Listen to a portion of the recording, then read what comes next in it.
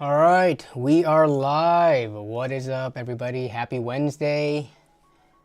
How y'all doing? First in the house today, we had Craig Lilly. What's up? Then we got Justin K as well. We got Kale30 in the house, Stang 2007. Arflet with, there is tech drama for the week, so let's hear it. Arflet, what is the tech drama for the week? I'm trying to think. Was the Asus thing within this last week, or did that start after last Wednesday? I forget, from them trying to scam Gamers Nexus. I'm losing track how many days it's been, but I'm assuming that would be the big tech drama unless there's something else going on. Asus and their, whatever the ROG Ally, the warranty / fixing policy that they have. But let's hear it. What's up, Demus Tech? What's up, Giant Robots? James Ray. We got Nathan Tasker Force in the house. Donut Farmer 0. Hello there. I only need to get a motherboard, PSU, and CPU cooler. Nice. For your new PC. What's the specs on it? And forgive me if you mentioned it in a previous stream. I just have a bad memory and there's a lot going on. But motherboard, PSU, and cooler.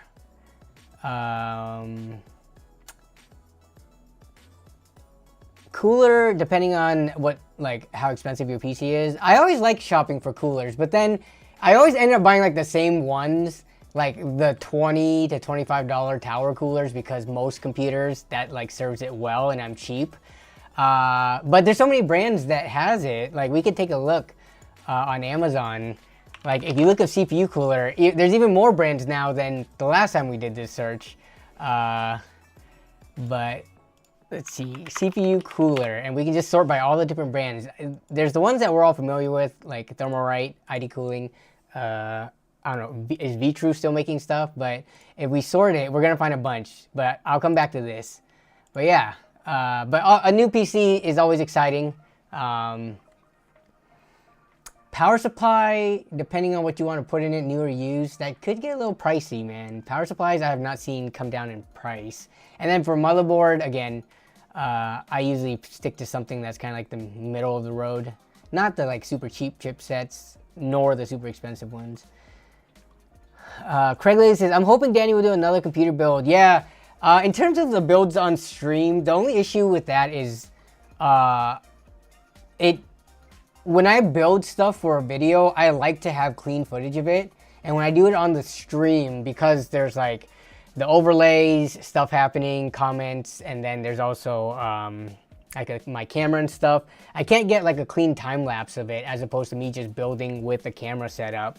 But that's not to say I won't do any more builds on stream. It just has to be the right one where I don't need like the build montage or whatever. But who do y'all watch that's a top case modder like Jay, Martina from Nerdforge? I can't really think of a lot of them. Case modder and not just like nice PC builds. Yeah, there's not a ton of, I mean, in terms of big channels, there's not many that I know of. If you go look for like custom PC mods, there's a lot of like people who don't do YouTube for a living or professionally who have posted. Like, if we go to, let's see, YouTube, custom PC build. A lot of these people, they don't have like their own custom modded PC build. Oh, Harji actually, he doesn't do, I mean, so he does it, but that's not like his main stuff. He does mostly like water cooling and keyboards and stuff, but he has done some custom builds. You're not going to find like his entire channel littered with it though. He also designed his own case too, which is pretty cool. This case that he designed. I'm pretty sure I pulled it up on stream before. But yeah, I mean, in terms of big channels, I'm not really aware of how many different, or of like a lot of them.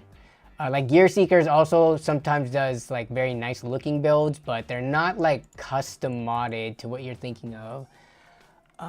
This is like not a super modded case, but here's Nerdforge like you were talking about. Shank mods. But again, like I think it would be really hard to have a channel. Wait, what the heck? Shank Mods only has like, Shank Mods has 400,000 subscribers and 1 to 8 videos. I've heard of Shank Mods, and they haven't released a video for over a year. But yeah, even though Mods is in their name, they only have like 1 computer. I guess they made these like Steam Deck or handheld portable stuff. What else do we got here? Windows Central covering some content. Here, there's Jay. Like there's like different levels of quote unquote modding, right? When I think of modding, I'm thinking like, yes, stuff like this, taking Dremels or like power tools to the case, doing more than just making a beautiful build with just off-the-shelf parts, like actually cutting into it. Modding Cafe. Do they have a bunch of stuff? Again, but look at this, Modding Cafe. Actually, a decent-sized channel. Not super small, but like nowhere near Nerdforge and Jay's size.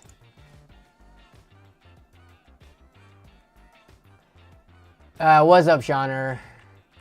Let's see, who else we got in the house? We got Firestorm. John, you are not first. You come in saying first every single time, but you are far from first. Starlink for the win. I'm on a boat. Nice. I'm jealous. It is beautiful today in Washington. Hope you're enjoying the waters. You on a boat just to be on a boat? Or are you like fishing and stuff? Hope you're doing well, John. Asus and YouTubers are going crazy. Yeah, I mean, it seems like just the whole Asus thing is the next tech drama scandal thing that's going on. I mean, yeah, it does seem like they have some crappy customer practices. Had it not happened to Steve, but it happened to someone who was not a content creator or someone without a platform, that would kind of suck. So, yeah, hopefully Steve calling them out as well as other, because like Louis Rossman covered it as well, and a bunch, like even non-tech drama channels and like news channels have been covering it. So hopefully this is a win for, you know, customers, especially those who have had problems with Asus products and having to send them in for warranty. The thing that I'm wondering about is what is the percent of like unhappy customers with Asus and their warranty process? Because I'm sure some people, there are plenty of people who probably have sent stuff in to Asus and gotten it replaced or repaired and didn't have any issues with the process. I'm trying to, like, I wish we just had the number, a published number of like satisfactory versus not satisfied customers with it, but we'll never know. Obviously, when you have a big channel like Gamers Nexus getting screwed over by them, it definitely makes it seem like it's a really big deal, which it is a big deal, but I don't know how frequent or common it is. It might have just been a very bad luck thing where they had like this one, not a one-off case, but like a very rare case of when it happened, and it happened to a big tech YouTube channel. Should I get the 7900 XT for $700? I mean, I can't answer that for you. Like, what do you have currently? How much is $700 to you? Is that a drop in the bucket? Is that a lot of money? Are you not happy with the performance of your system right now or your graphics card right now? Do you have a CPU that can handle it? But, I mean, 7900 XT, how much is the XTX going for though? That is the question. So 7900, because I thought the XTX, we saw it for like $799. So, yeah, XTX is a little bit over $799, so I was a bit off, 20 bucks off. But the XT is going for the lowest, I mean, open box. Oh, these are open box, so those $699 versus, and this was not open box, right? No, these were open box. $929.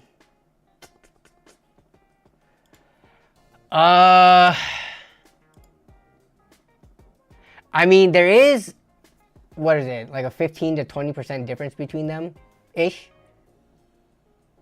So off of $700, I'm trying to do the math on that. 15% of 70, 30, 105. Yeah, I guess the XTX doesn't make a strong case for itself in terms of like FPS per dollar. It's actually a little bit more expensive, but you are getting into the top end. But whether or not you should buy it, I would say that for $700, it would be very hard to get a brand new graphics card that has its performance level right now. Okay. Our flight with the actual tech drama. That is not the ASUS story. Square Enix fires Western Final Fantasy studio. Square Enix also dumps Sony and will go multi-platform. Yes! Okay. In terms of tech drama, so fires the Western Final Fantasy studio. Fires Western Final Fantasy studio. Alright, let's take a look at this. Of course, when I look up this, look at these clickbait thumbnails. We got Cloud making smirky face. We got, I'm going to say Aorus, because I've played the original PlayStation one where she was named that because of the mistranslation. That's all I knew it as. Let's say we got some Tifa thumbnails. Square fires everybody, huh? To rebuild company dumps the Western staff. Western. I'm just assuming that's gonna be the U.S. or is there other countries like in Western in terms of in Europe too? I don't know where they have their different headquarters and stuff. Okay, I'm trying to look for a quick article on this here, but the first ones are video, comic book, RPG site, Polygon. The Gamer, no. See, even when I click on new, this is so new that Google's not even picking up this news. Like, if I put Square Enix fires Western, here we go, game developer. So, obviously, people losing jobs is never a good thing. But, dumping Sony and going multi-platform, I mean, PSN exclusivity, they only had that for like about a year on the releases, right? Like Final Fantasy, the remake of and Rebirth, eventually after like a year they come out on PC, right? So if this means that they will remove exclusivity and then release it on multi-platform from the start, I think that's great. They're preparing to lay off employees. Layoff always sounds so much better. The article says layoff. The YouTube sensational titles say fire. But I don't know if they give the details about severance or anything like that, so. Oh, while UK employees, okay. 1 month consultancy period. So yeah, when they say Western, they don't just mean the US. So I was correct. They also mean UK. Okay. Interesting. In terms of, what's the last Square Enix game that I actually like sat down and played and put a decent amount of hours in? I can't think off the top of my head, but I do need to get into the Final Fantasy games.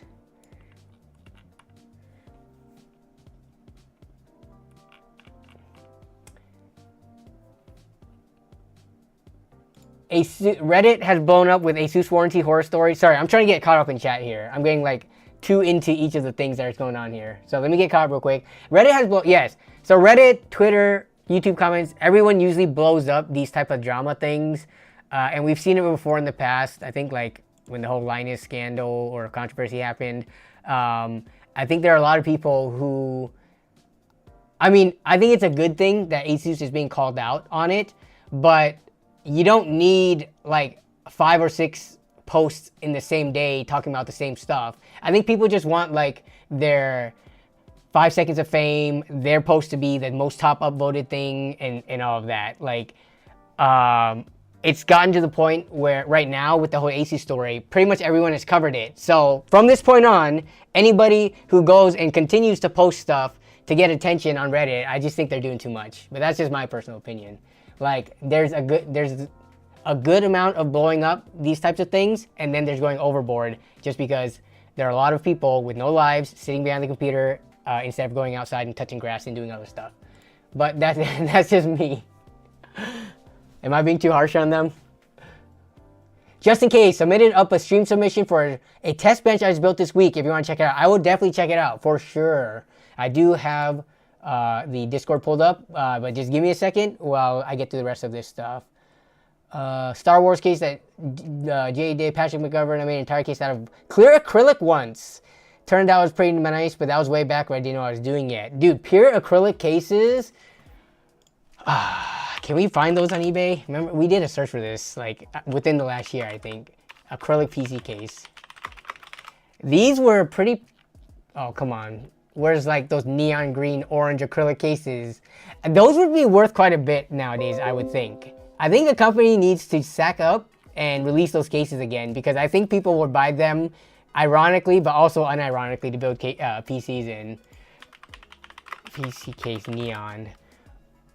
Let's see if we can find it. Like back in the day, man. These cases. The Zalzide blue UV reactive acrylic case. Oh man. Y'all remember these?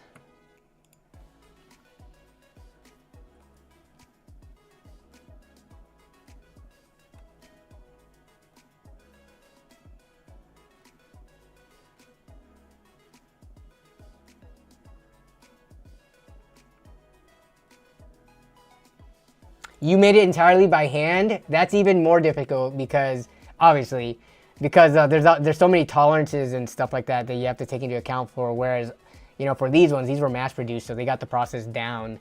But all clear pieces except for the screws, yeah. I mean, it's just one of those like retro nostalgia things. I would totally. Okay, is this my next venture to try to get one of these acrylic case PC builds? I think this would be fun to do. I don't know how much I would have to pay for something like this. I just wish like some factory in China or somewhere around the world was still selling these through Aliexpress. Maybe they are. Let me take a look at this real quick. You breathe on it wrong and scratch to hell and back. Yeah, that's the only issue with acrylic. Like, I would probably not peel this thing.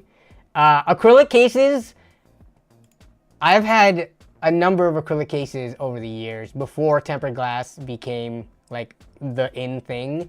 And pretty much all of them got at least one like scratch on it that was not buffable out. Like, the only way to have removed it was to take like a power tool with an ultra fine grit, you know, maybe like wet sanding or something to it and polishing. But yeah, I've had pretty much every acrylic side panel I've had on a case has gotten a scratch that I couldn't just, you know, buff out with the microfiber cloth or something like that.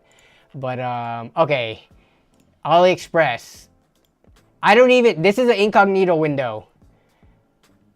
What's with the thirst traps products on here already?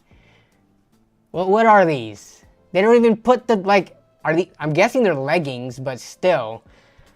Like, anyway, Mother's Day gifts? Mother's Day is over now. Okay, so we're looking for acrylic PC case. Yo, if they have this, I will buy it on the spot. Oh! I want a neon one, though. Yeah, so they do have acrylic, but where's some acrylic, neon ones? They have quite a few acrylic cases, actually. Yeah, well, okay, for a video, I would be willing to spend $100 if we could get it in the neon orange, neon yellow, or neon pink. But yeah, like this one's frosted acrylic. I'm trying to get a certain look here. Here's another one. Oh my god, $146? This, I have a feeling like this will come to you scuffed.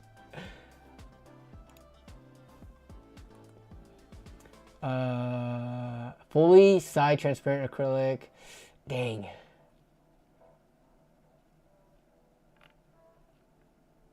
Oh man, so I mean there are ones which I would still be open to doing. It's, oh, here's this one, portable acrylic, HDPC. It's kind of like a smoked color. Dang, yeah, I really would like neon orange. between the yellow and orange, oh, there's not even many pictures of the orange ones from back in the day. Oh, there we go. Stuff like this. Even though these aren't cases, but they're reminiscent of it. Try Teemu? Yeah, right. What's up, Gerard? How you doing? Long time no see. Teemu? We did Teemu. Oh, here we go. Laser. Wait. What is this? Etsy shop. Laser cut PC acrylic 6mm vector file. Dang. So you would have to make this yourself, but it's the vector. It's like the file for you to, you know, set it up on the CNC or whatever, and then you would have to buy the colored acrylic yourself. I don't have the CNC machine to be able to do this, unfortunately. Gerard says to take a look at Teemu. Yeah, they're acrylic PC case.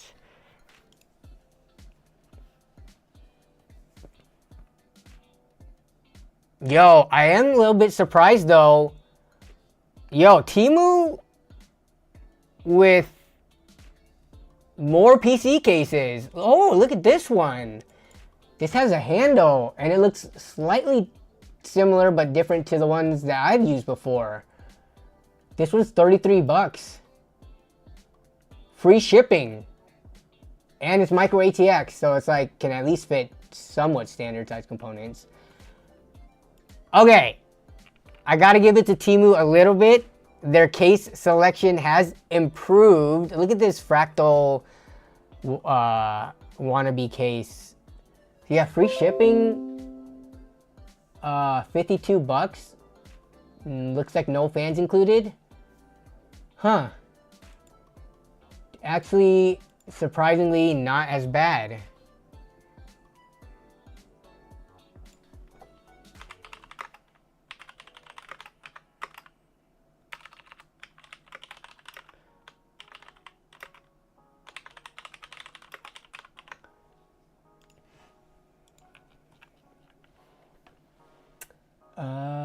Yeah, but it looks like they don't have it though.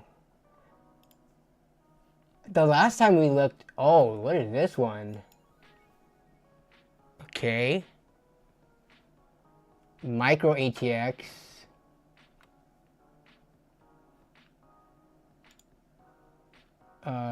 Yeah, the nice thing about these are all free shipping. Delivery is not the best though. Today is what, May 15th? And then we got June 7th to the 24th. That is like 3.5 weeks plus. Yeah. Actually, I will say, well, how fast did Teemu ship to me when I bought in December time frame? I think I did get some stuff come decently fast, but it seems like it's all hit and miss. Interesting Amazon link. Okay, I'll check out the Discord right here because we did get some submissions. All right, we got test bench from Spare PC Parts. Using this PC part picker list submitted by Moonswa.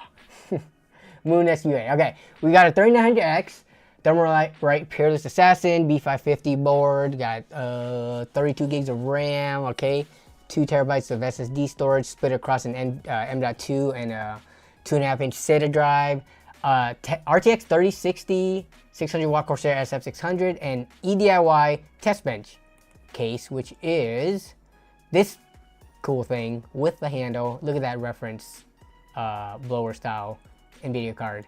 But here's what it looks like. This is looking very clean.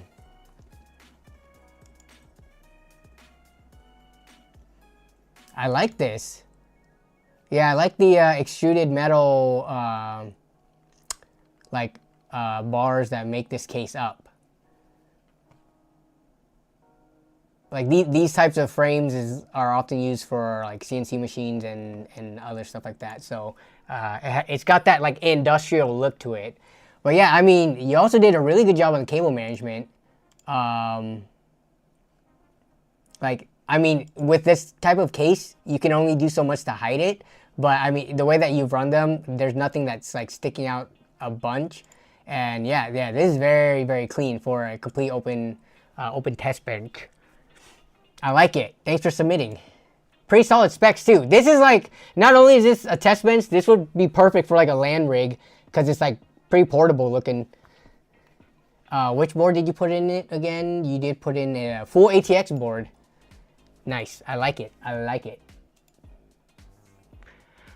All right. This Goohee case submitted by Demon Mint on Amazon. But partial wood, partial acrylic. It looks like this was cut out with like one of those laser CNC machines because you can see the burn marks around the holes. Acrylic and wooden ITX case for $80. ATX, you can see everything.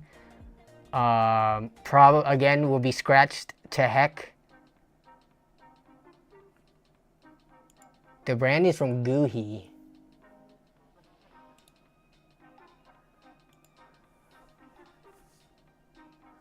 So you do have to assemble yourself. It comes with all the panels. And all the screws and stuff like that, all the little corner brackets to get, yeah, it looks like at the corners, that's how it holds together.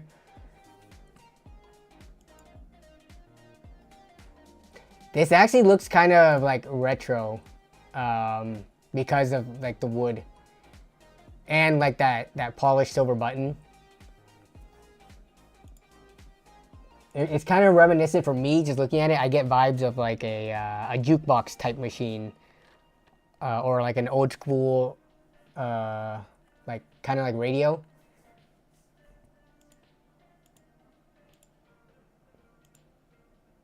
And this is how it's held together at the corners. Yeah, so you basically have to assemble this thing yourself. Rounded edge, it says.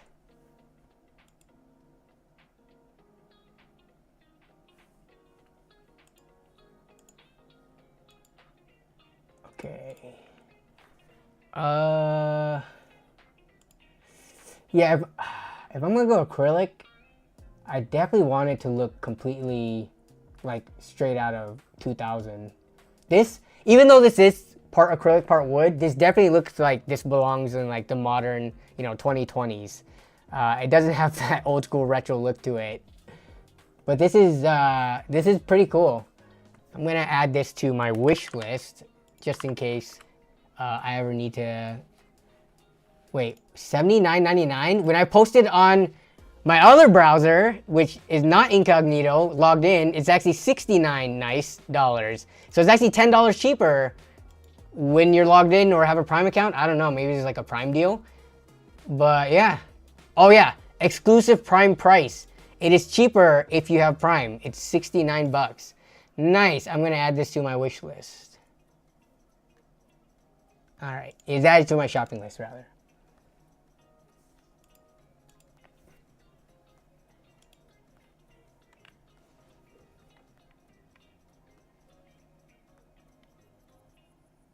If you order from Temu, what are the chances of getting a keychain size case instead of a full size one?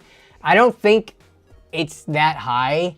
Like, as much as Temu is kind of a meme, I think like they do get you your stuff, right? Also, make sure you pay with some kind of payment method, that whether it be your credit card, PayPal,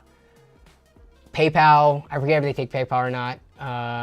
Just use whatever payment method where you can get your money back if you get scammed. But I don't think you would hear more rampant stories of scams. If anything, from Temu, you hear of people getting their account stolen, supposedly. I mean, I bought from Temu, my stuff didn't get stolen, and that's not something that you hear on a constant basis, so I don't know how much merit there was to that to begin with. But yeah, with Temu, I don't think it's one of those things where like, if I bought this case, I'm gonna get something that's not this case.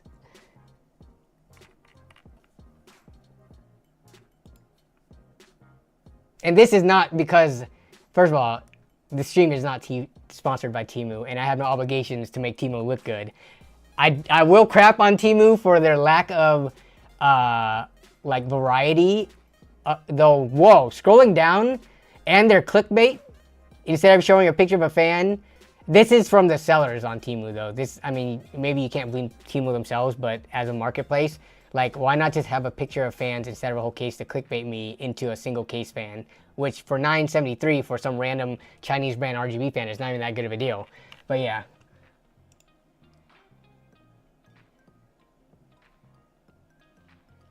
Nemistex, can we discuss the build that I linked on stream submissions? Did you link one? Oh, this one right here from last week? The pre-built? Gerard is speaking up for Teemu. Gerard is a long-time viewer of the channel, supporter of not only my channel, but the Tech Fam, and like pretty much every YouTube PC tech content creator, Gerard is a supporter of and is up in the comments, you know, showing love and support. And he says, I buy different stuff from Teemu and always been good, no problems, always got what I ordered, except, like he said earlier, it just comes like pretty 2 to 3 weeks later, right? So you gotta be patient, which Gerard, you know, being older, retired, seems like being patient is not an issue for him. So this was $800 last week when we were looking at pre-builts, trying to find something to beat the Costco PC. Now, for $800, if we assume this was 800, 1 terabyte RX 7600, Ryzen 7600, 7600. Make that more confusing, please. PC with keyboard, mouse. What else we got in here? I'm gonna need a refresher, or I'm gonna need to do a price check actually on the, not the Ryzen, but RX 7600. How much are these going for? Like $250. Not XT. Yeah, so $260-ish. Okay, and then the Ryzen 7600 is like, what is it, like $180 or something, I'm guessing. Or yeah, 7600X is $207. And we're looking at, if you want to buy, so it's like $190, about $190. Okay. So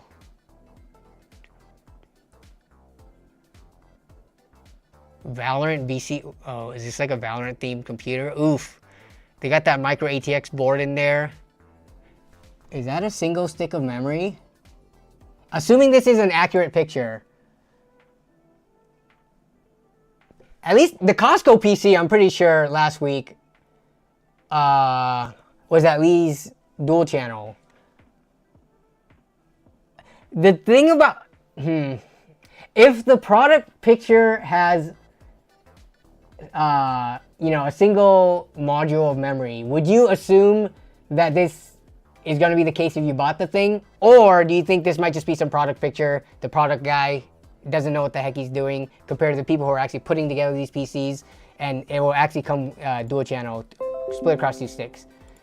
Like, I think this is already a bad look, but I don't know if this is like exactly what you're gonna get, as, you know, compared to this being a generic product shot. Let me see if any other picture has, yeah, see, so this picture has 2 sticks and it's still the same-ish PC. This looks like it might be a render though. I don't know if this is actually the PC itself. Well, this all could be a render actually. Actually no. Looking at this, this looks pretty real. This one though. Yeah, so the different product pictures is kind of confusing. But regardless, for the price, 1 terabyte SSD, unknown power supply. I mean, this is, when it was $800, I would say that's not a bad price given that it's a pre-built. $800 for RX 7600 and Ryzen 7600, not a bad price at all. Yeah, I buy power. It's just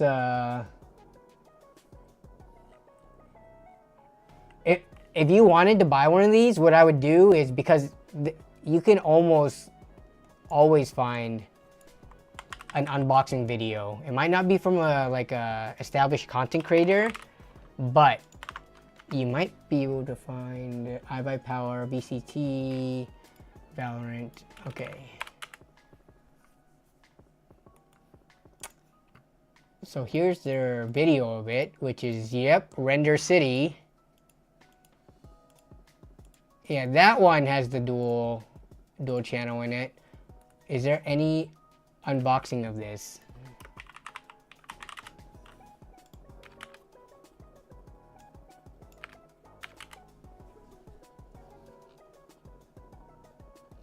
There isn't, dang.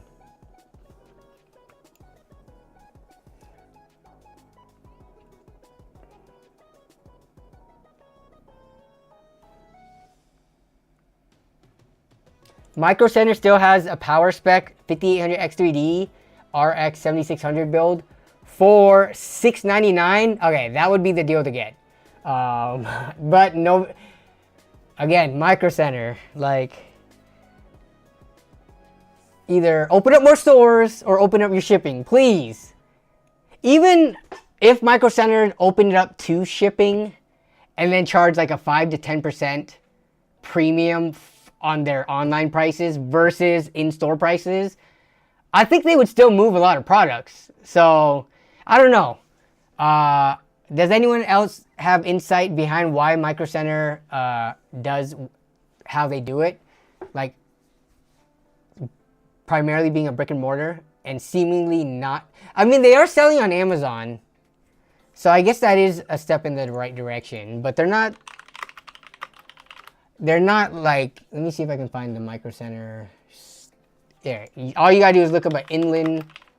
all you gotta do is look up an inland premium SSD. And this is how we're gonna find Micro Center. The inland store? Dang it. I didn't want the inland store. I wanted Micro Center. Here we go. Solid state drive, 3D printing, CPU, motherboard bundles. Here we go.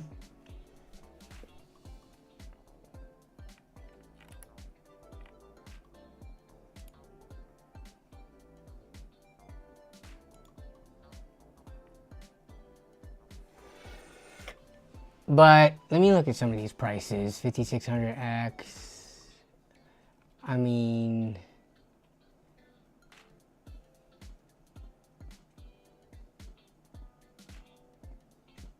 None of these are popping out to me as like a crazy good deal.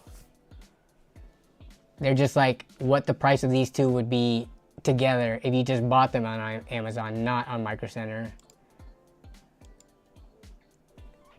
AMD RX Shikes. Imagine buying anything with AMD. Laughing face. Imagine having like either brand bias or brand loyalty.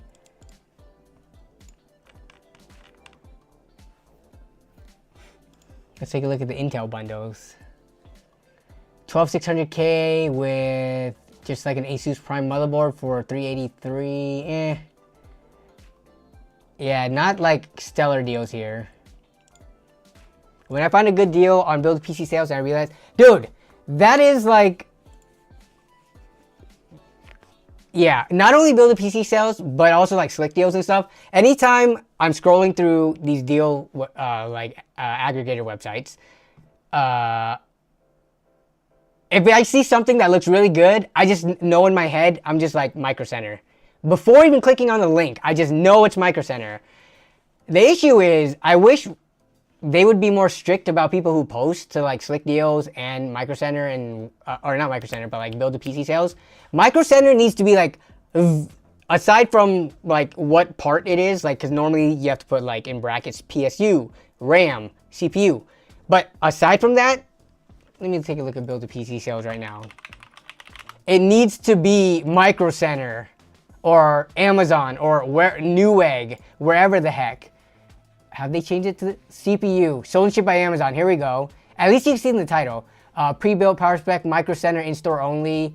Yeah, I could have sworn, like, is this on mobile? Does it get cut off? Because there are times where I don't see it in the title. Or maybe it's because it got pushed down.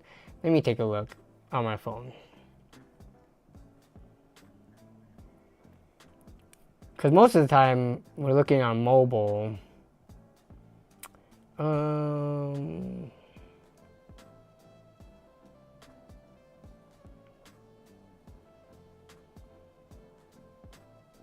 Nope, it's all there. Okay, so it is all there. I don't know when. They might have been enforcing this for a while, but Micro Center needs to be the first thing, that like first in the title, before you even get to what the product is. Because if like 3/4 of people, or however many, I don't know, what do you think the percent of the PC building population in the US is that has access versus does not have access to Micro Center? You think it's like a 50-50 split, or more one way or the other?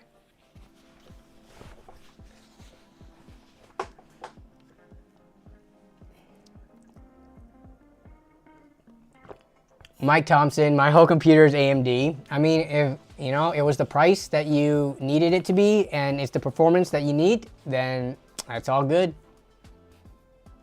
Like 25% have access, maybe.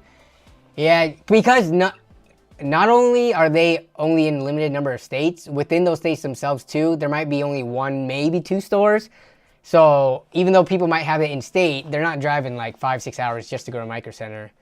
Like, that's not considered having, like, you know, pretty easy access to it. God bless me with 2 Micro Centers in my state, says Simon Lee. Nice. Reddit hardware swap is a cheat code. Saw a 3700X 6600 system for 400. It's used, but still a good deal.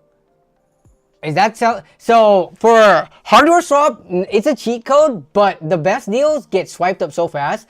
Like, if I saw a 3700X 6600 system, I would assume, and maybe you could tell me, was this build local pickup only, or were they willing to ship? If I was a PC seller and I couldn't sell on Facebook Marketplace or offer for whatever reason, and I had to rely on hardware swap, I would not want to ship a PC like this out. I feel like something like this is so good of a price, you should be able to move it locally. And having to deal with like trusting someone online, doing PayPal with what's it called, goods and services, paying the fees, all that stuff. Something like crazy good deals like this, usually, from what I've noticed, are local deals only. Like the seller would rather just meet up in person and get it off their hands. Shauner says, my Micro Center is just far enough away to be a pain in the butt to go to. How far away is yours again, Shauner? I think you've told me in the past, and I have forgotten.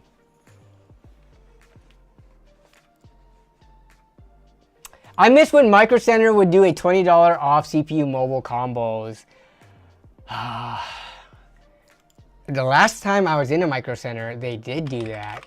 But what do they have going on now in terms of...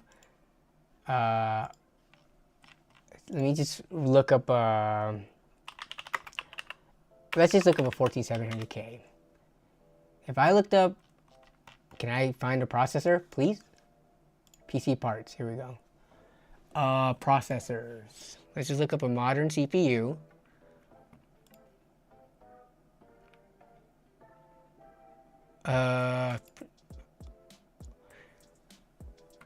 It used to be like the little like footnote or whatever on the title that said bundle this and get a discount. Frequently bought together.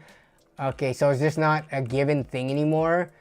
There is this one that says special savings. This is a 13700K though. Special savings with 32 gigabytes of RAM plus motherboard. Bundle savings. Okay, what's the bundle?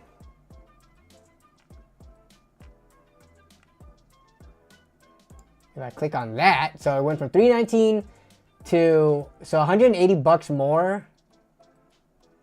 Yeah, $319, so it's 180 more, but you get Z790 motherboard plus 32 gigs of RAM for 180.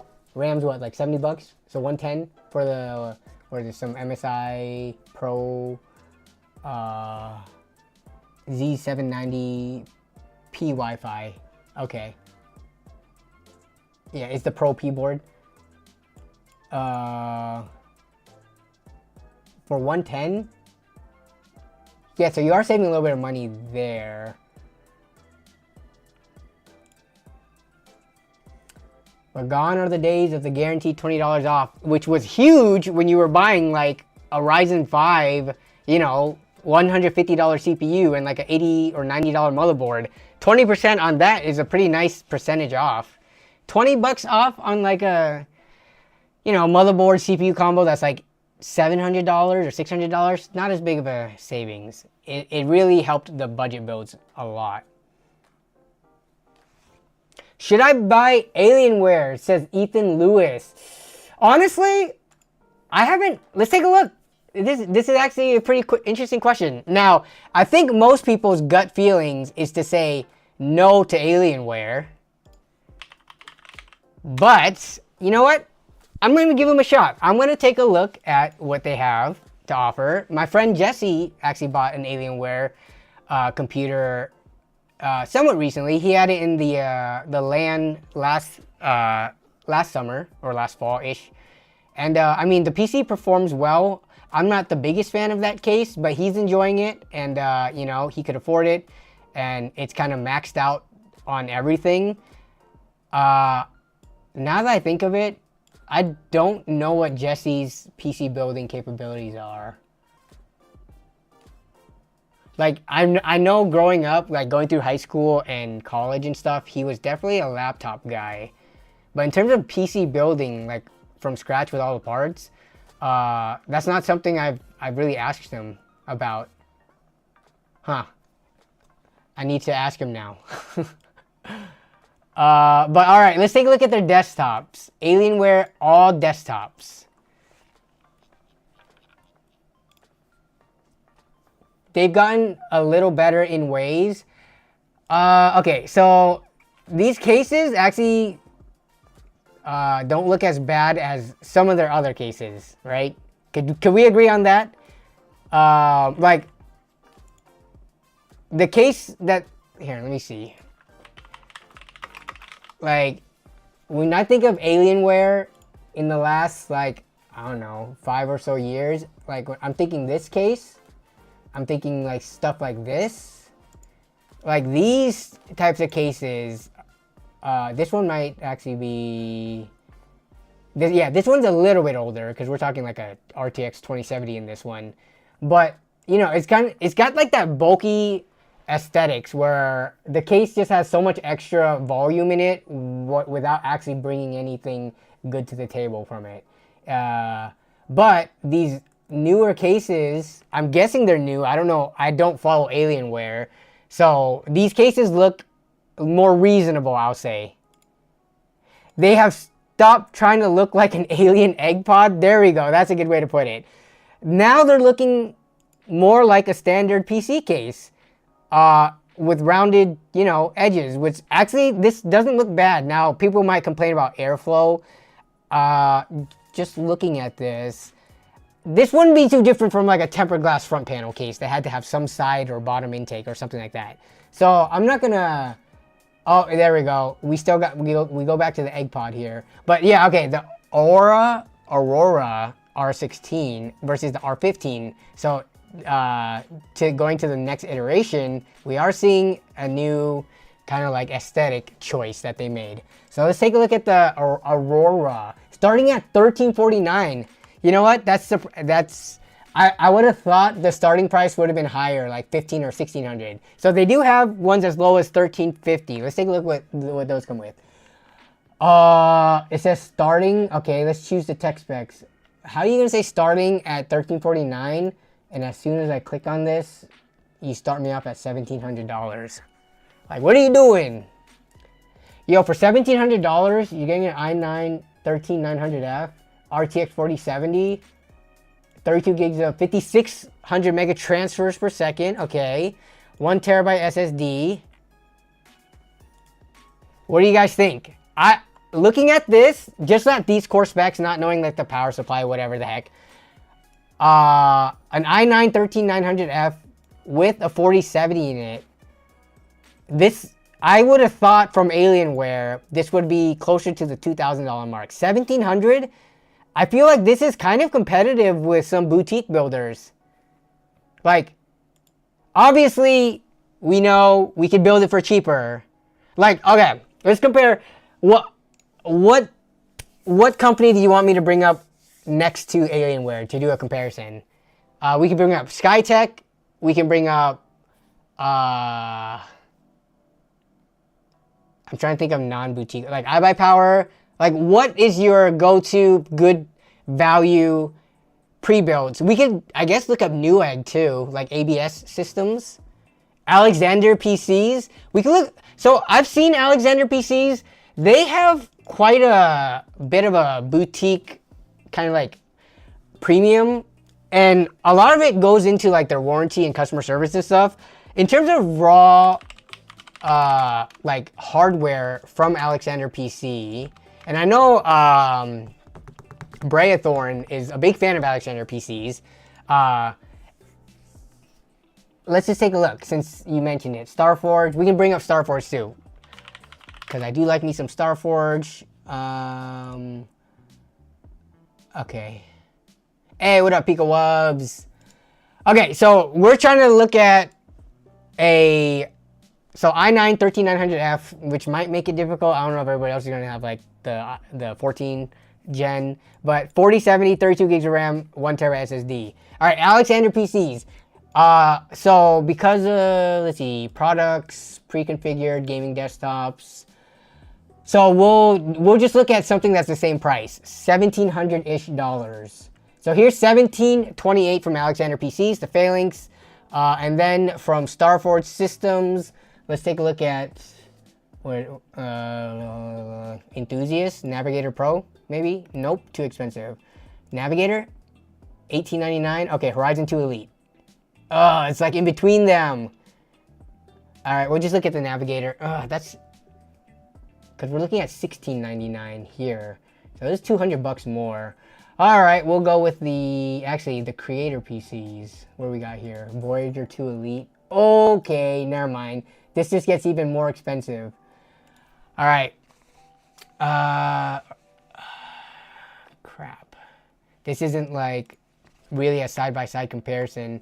Yeah, we've got a Ryzen 7600X from Starforge with a, do we at least get a 7700 XT? Okay, so a comparable graphics card ish, because this was a non-super, right? This was just a plain 4070. But it's not the same because this is also still $150 less. So let's look at the Alexander PCs. So for $1,728, a little bit more expensive, we are getting a 4060 Ti. Oof. If we bump it up to a 4070, we're looking at $1,858. So that's $160 more. All right, so we'll bring it back down to this, $1,728. What do we got here? We've got the Core i5 14500. Dang, not even a 14600. Or a 7600X. So very mid-range processors here. You are getting an IQ. What are we getting on this one though? Let me customize and buy. I mean, you're getting an AIO, right? 5600, 1 terabyte chassis options, cooling, 120 millimeter. Ugh, why even put a 120 AIO? So that's kind of a strange choice there. A 100. No. Oh wait. They just combined, what is this? 500 watt platinum rated power supply. Interesting. They are 500 watts. 500 watts with an i9 4070. What's the i9?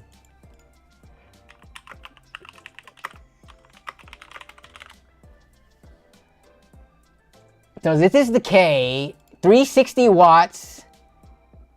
Huh. Platinum rated power supply. Okay, I'm trying to think of. I think if you're using like, I mean, platinum rated, are there any power supplies that are platinum rated that you have seen in like the C tier or below?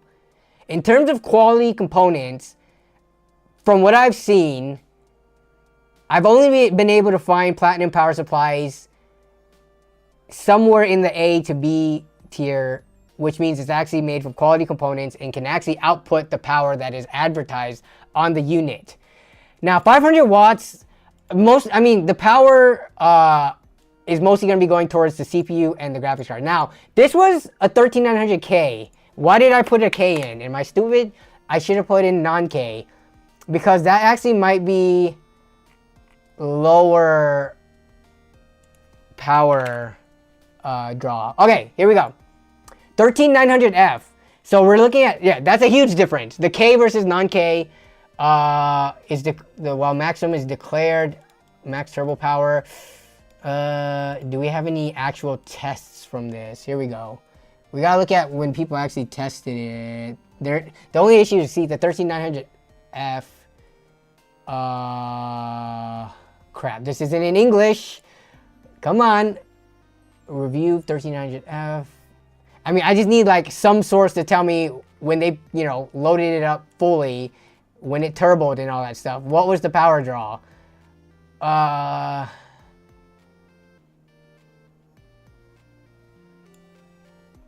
Because you can't use TDP. A chip is usually going to run higher than whatever the heck the TDP is listed on the Intel website. But either way, assuming this is correct, I guess. Yeah, so base TDP is 150. I don't know what they mean by declared. If it is around 250, and then the 4070 power draw, 200 watts, 220, it could work. So Alienware, well, 500 watts sounds ridiculous for an i9 4070 combo. Like, if I had the system in front of me and I plugged it up to my watt meter and I ran the heaviest load I could see this thing pulling, you know, a little bit less than 500, which you could argue, like, do you want to be running your power supply near 100% load for its entire duration in terms of, like, you know, lifespan? That's another thing. That's doing the bare minimum. That's true. But again, look at the specs you're getting. And I'm not, you know, I don't have any relationship with Alexander PCs. I know mostly of Alexander PCs through Brayathorn because he speaks very highly of them. And there's like boutique builders compared to like your Starforge, your NZXTs, your iBuyPowers and stuff. Alexander, as a system integrator, they are like more boutique and more of a premium experience, right? Like for 1728, I mean, you're getting like a mid-range Ryzen 5 i5. You are getting like a Corsair iQ H100i, which is a little nicer. You're getting a B760 motherboard or a B650, 32 gigs of RAM, a little bit nicer, 6,000 instead of 5,600. You're still getting a 1 terabyte NV2 though. So the NV2, what's Alienware give you? Did they say? I don't think they're gonna say. Yeah, they just have generically in here. But like the NV2's not the most premium SSD. You're getting a 4060 Ti iQ 3000D Corsair case. You are getting an RM 650 80 plus gold rated. What's the RM series? That's like a B. That might be A tier. Yeah. So here, let's take a look at Power GPU, because I know they're very boutique-y too. And they're popular enough where they could justify their like more premium prices. But let's like Power GPU desktops. Ready to ship PCs. Alright, let's take a look what they got here. Let's sort by price. How is this sorted by price? How does this make any sense? You're going from 1,500 to 3,900.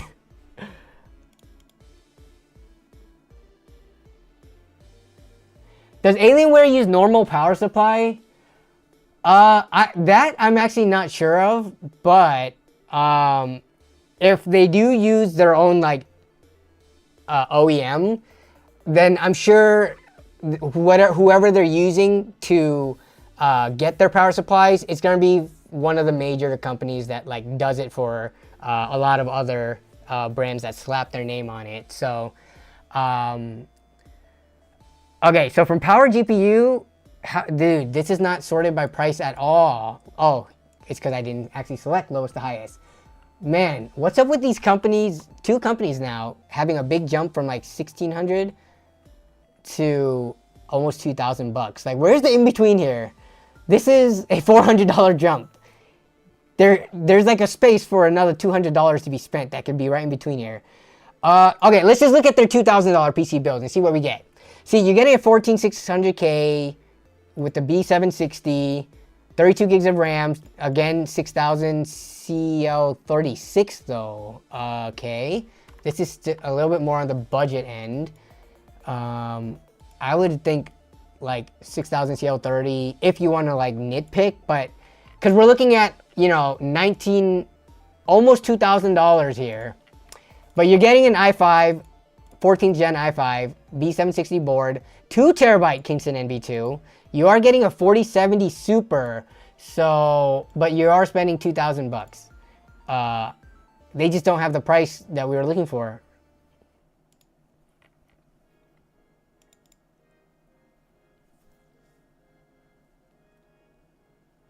Check Falcon Northwest.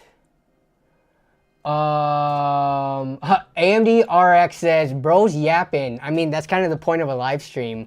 I look at your comments and then I give my opinions on stuff and then we talk. I'm popping, like people said to go to like Alexander and stuff. So I am taking some input, but bro, I mean, if you want to complain, you could like not watch the stream. You might actually already be gone. Okay.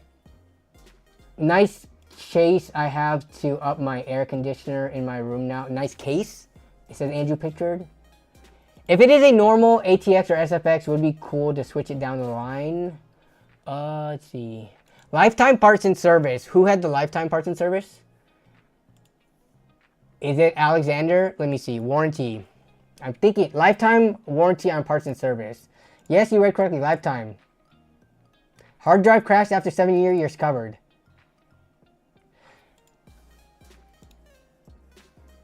So that's actually huge, which may warrant the extra like $100 to $150 on top of the build fee that you're paying. Now, my question to you guys is, do you think, start a poll. So let's just say for this build, let's just say, so 1728 for like, you're getting 4060 Ti. Okay, so I'm gonna say $200. Do you think it's worth it? Pay $150 to $200 on top of the pre-built PC price for a lifetime warranty? Yes or no? So we're talking about lifetime warranty, and just doing some quick mental math, I might be a little off. So for a lifetime warranty, now you do have to consider that a lifetime warranty is only as good as the life of the company. If this company goes under or they close up shop, your lifetime warranty is gone. But let's see, we are so confident in the quality of our system components workmanship. Okay, yep, Alexander PC is committed to building a community of customers who care about our brand. Okay, read below for fine print and legalese. Lifetime warranty on all new, okay, do they sell used desktops? Lifetime service is guaranteed to customer, okay. Purchase a new computer system, will not pay for labor or service charges. Labor or service charges, okay, for anything covered during the lifetime of the system. Extends only to the original purchaser, original equipment, or subsequent. Okay, so with the lifetime thing, you cannot upgrade your own SSD. You cannot upgrade your own anything. It only works, it only extends to the original person. So if you sell it to someone, that goes away. Original equipment or subsequent upgrades purchased from and installed by the company. So yeah, you can't do any of your own upgrades. You're kind of locked into this, which is not a good, necessarily like a good or a bad thing. It's just you need to read the fine print to understand it. If the company goes bust, there are those that offer aid to the customers affected. Like who? The only time I've seen companies help aid those affected was like with artesian builds, where it was like a nuclear, you know, bomb of a situation. If Alexander PC goes under and they like go in a peaceful way where there's not like drama because they scammed a streamer or like a customer or something like that, I don't know if a bunch of companies or if like other boutique builders are gonna jump to the aid of every single customer that Alexander PC's ever had to like help them out. You know what I'm saying? That, okay, this is me being like, not a skeptic, but people who jumped to the aid of everyone in the artisan build situation also benefited from it. Now, that's not to say that that was their sole intent or main reason of doing it. Like when Jay helped out the girl, right? And built her a PC. Did she choose Jay eventually? I forget. I'm not saying that Jay did it only to make himself look good and to make content out of it or whatever, but that was one of the side effects, right?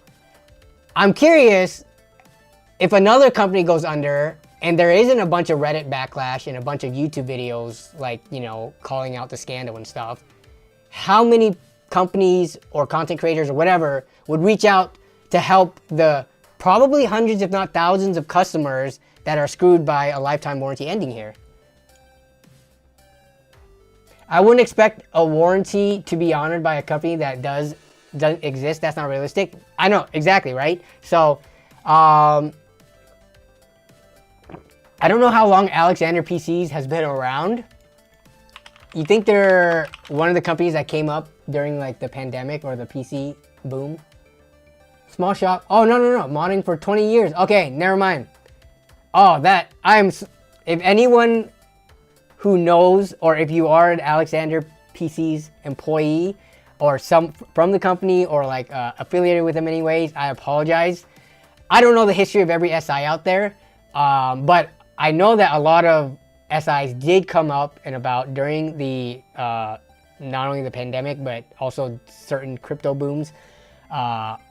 So yeah, I just kind of lumped Alexander PCs incorrectly with those newer companies, but they've been around for 20 years? Okay, so lifetime warranty on a 20-year-old company? Did they put that anywhere in here? I mean, this is a long fine print legalese section, so I can't go through all of it, right? So let me see if they put 20 years, which has under 20, no. Yeah, so they don't mention them being 20 years old at any point. So I didn't even know lifetime warranty existed on electronics.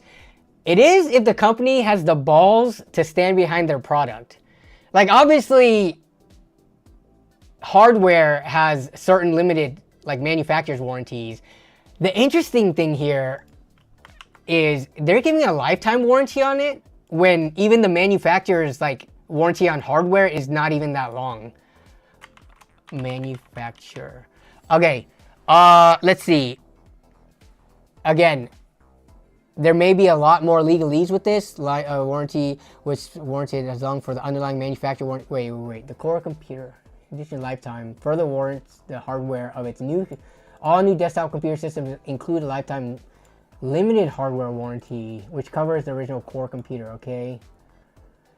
The core computer excludes any special order parts specifically requested. Okay, which warranted.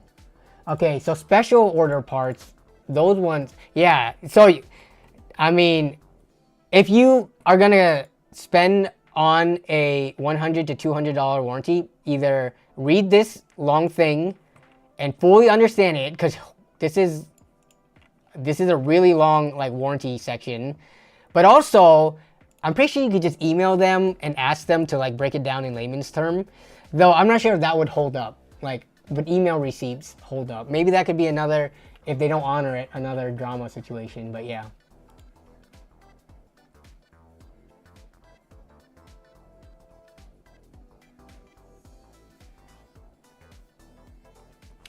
Did I do NZXT yet? No, but you're seeing, right? We've gotten off topic. Alienware, let's just wrap this part up at least. Alienware, surprisingly, for the hardware that they're giving, is better than I expected at least. $1,700. The only thing I'm gonna be like nitpick, or not, this is a nitpick. The only thing I'm gonna criticize is that platinum rated power supply, but I also wouldn't be surprised that because I'm going to assume this is a quality power supply, you know, you're not going to get a platinum rated F tier power supply, and just adding up the, you know, the total watts from this with the rest of the system. I mean, we're coming in below 500 at least. Maybe very close to it, but still below 500. And, you know, people aren't going to constantly be running their systems like at 100% max core thread workloads, maxing out the GPU. Most of the time when you're like running stuff, if anything, the CPU is running at like half load, if that, if you're gaming. Maybe if you're like doing other kind of higher threaded workloads, you can max it out. But then are you going to also be maxing out your graphics card? Like, not many games out there, if you look at any gaming benchmarks with the i9s, the CPUs are never at, they're like anywhere from 20 to 50% load most of the time. Games cannot use all 24 cores, 32 threads of an i9.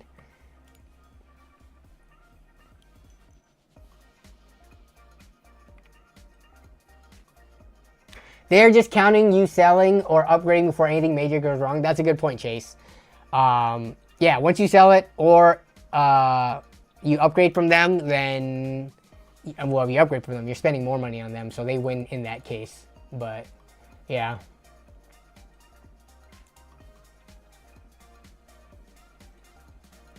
Why are we talking about Drake? Off topic to PC Tech, I have not listened to a single one of the diss tracks going back and forth between Drake and Kendrick Lamar. Is it that good and should I check it out? Or is it whatever? I'm not particularly a huge fan of either. I mean, I'll listen to their music if it's on, but I don't like go out and like put, you know, their music on my phone or like put a playlist together and just listen to them all day. I'm not really a music listening person. If I'm doing something and I want to put something on like a drive, I put like podcast or some kind of talk show from YouTube or something on. I'm not a huge music listener. Not worth your time, says Patriot. Or no, not Patriot, Patlot, sorry. Patlot Potlot. No, both rappers suck at making good music. The whole beef is trash.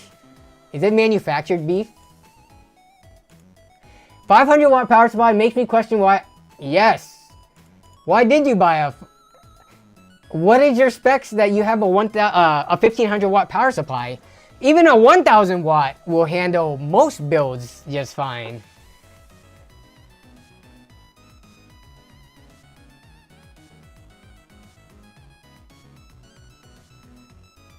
You have an i9 4090 and what CPU? If you have a 4090, let me look at the power draw on that. What is actual max power draw?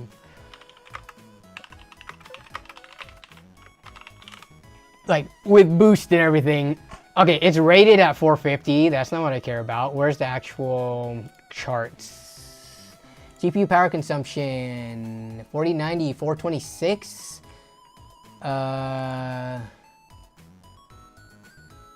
That's idle consumption. Let's just go to the Gamers Nexus video. They're gonna have the chart. Founders Edition 2. So this might not be the most power consuming one, but we'll get an idea under load.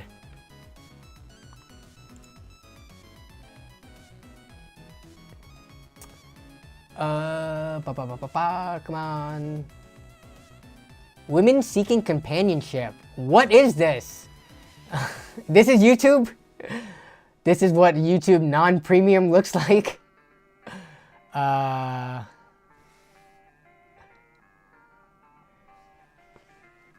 Okay, where's the power? Okay, control. Where does ray tracing, power draw, GPU transient spike problem, power behavior results. Okay, where's the nice, beautiful charts? Okay, is it back? Thermal testing. These are temps.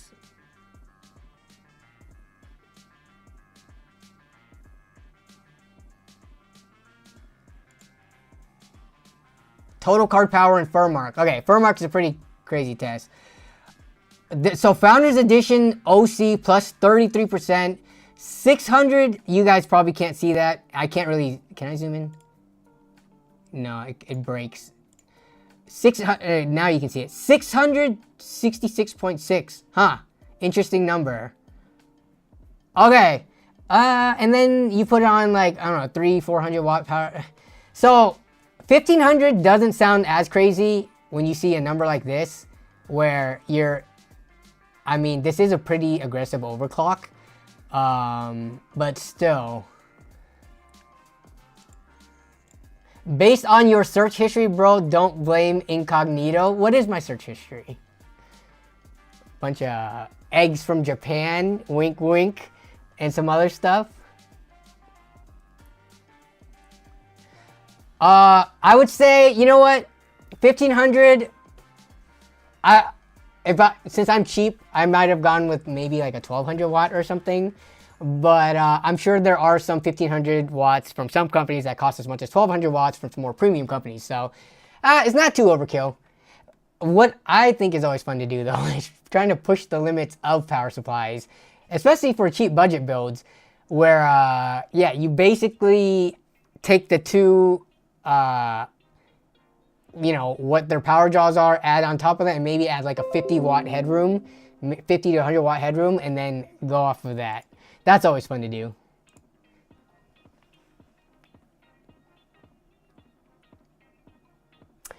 In Cinebench R23, my 14900K pulls up to 330 watts. Yeah, so 330 plus 666, that's like exactly 1,000. Though I don't think most people are going to be overclocking their Founders Edition 4090 to, you know, to 33%. That's kind of extreme. Will there be another LAN party video? Yeah, there will be. We are in mid-May. I think the last time I said it would be early June, so we should still be on track for that. I have some 1300 watt PSUs I bought with the purpose of scalping the miners during the crypto boom. Now I guess I'll run a 1400K and the 4890 off of them.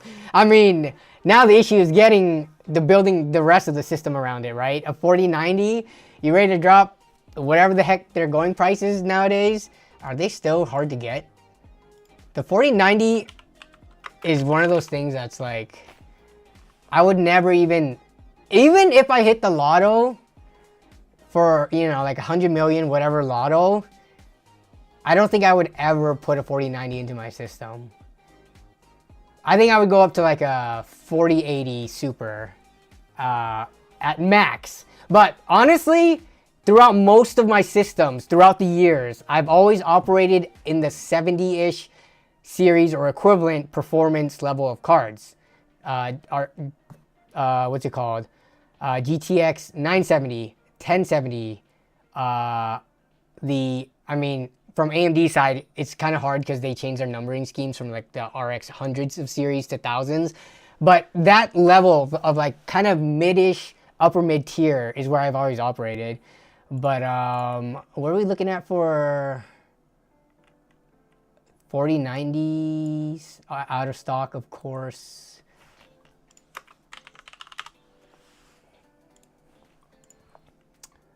Newegg, yeah. So 4090s you can get on Amazon for new 2,000 bucks.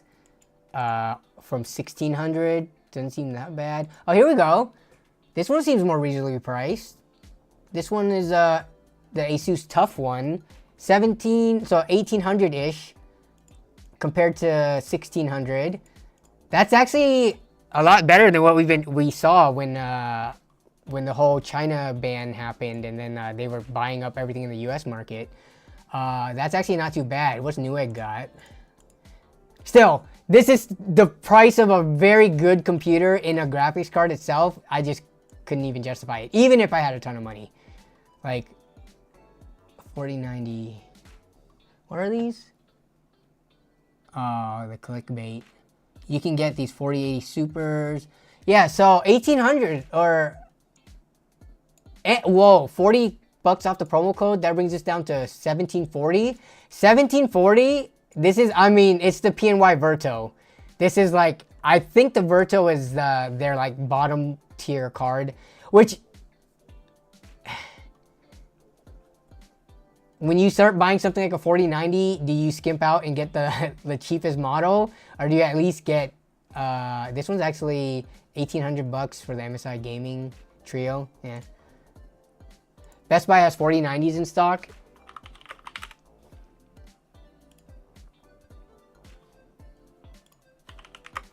I guess my question is, first of all, how many of y'all, if you have a 4090 in the chat, sound off. My question to you is, are you content with your 4090 and using it to its full potential? Or after you built your system, have you ever thought back and said, man, I totally could have gotten like a 4080 or 4080 Super and saved, you know, 3, 4, 5, 600 bucks? Like, do you have kind of any like regret or buyer's remorse, even in the slightest, with the choice that you made?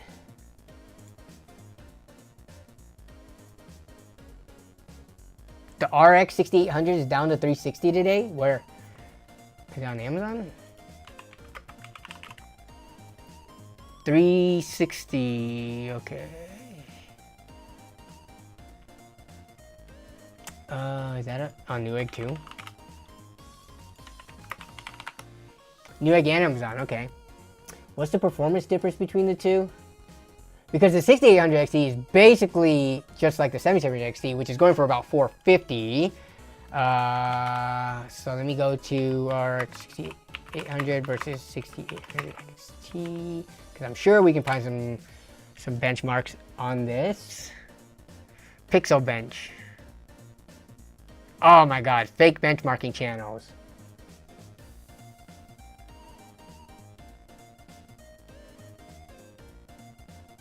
Daniel Owen.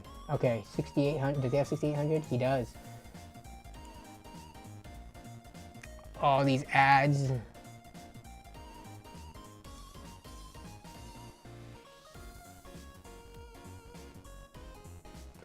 Kind of weird trying to save $100 when you're paying already $1,700. Yeah, that's a good way to put it. Yeah, they also have it here too. Okay, $1,750 at Best Buy. But it is the Virtual one. How many people probably want to get this Founders Edition one at that sweet, sweet $1,600 price point, but can't? What the heck is this? Guitar controller for an Xbox? Why are you showing me that? There's a 4080 Super, Asus, ROG Strix.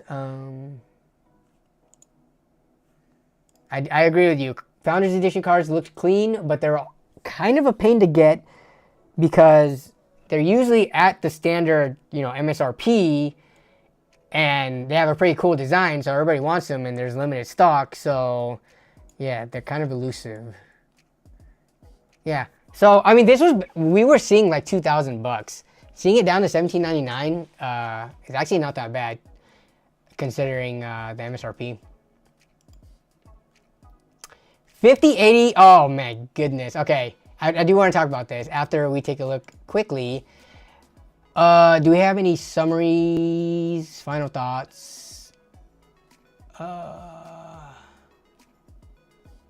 Okay, we're looking at price comparisons here. Oh, we can just look through the random games. Let's look at a pretty standard, what is a standard?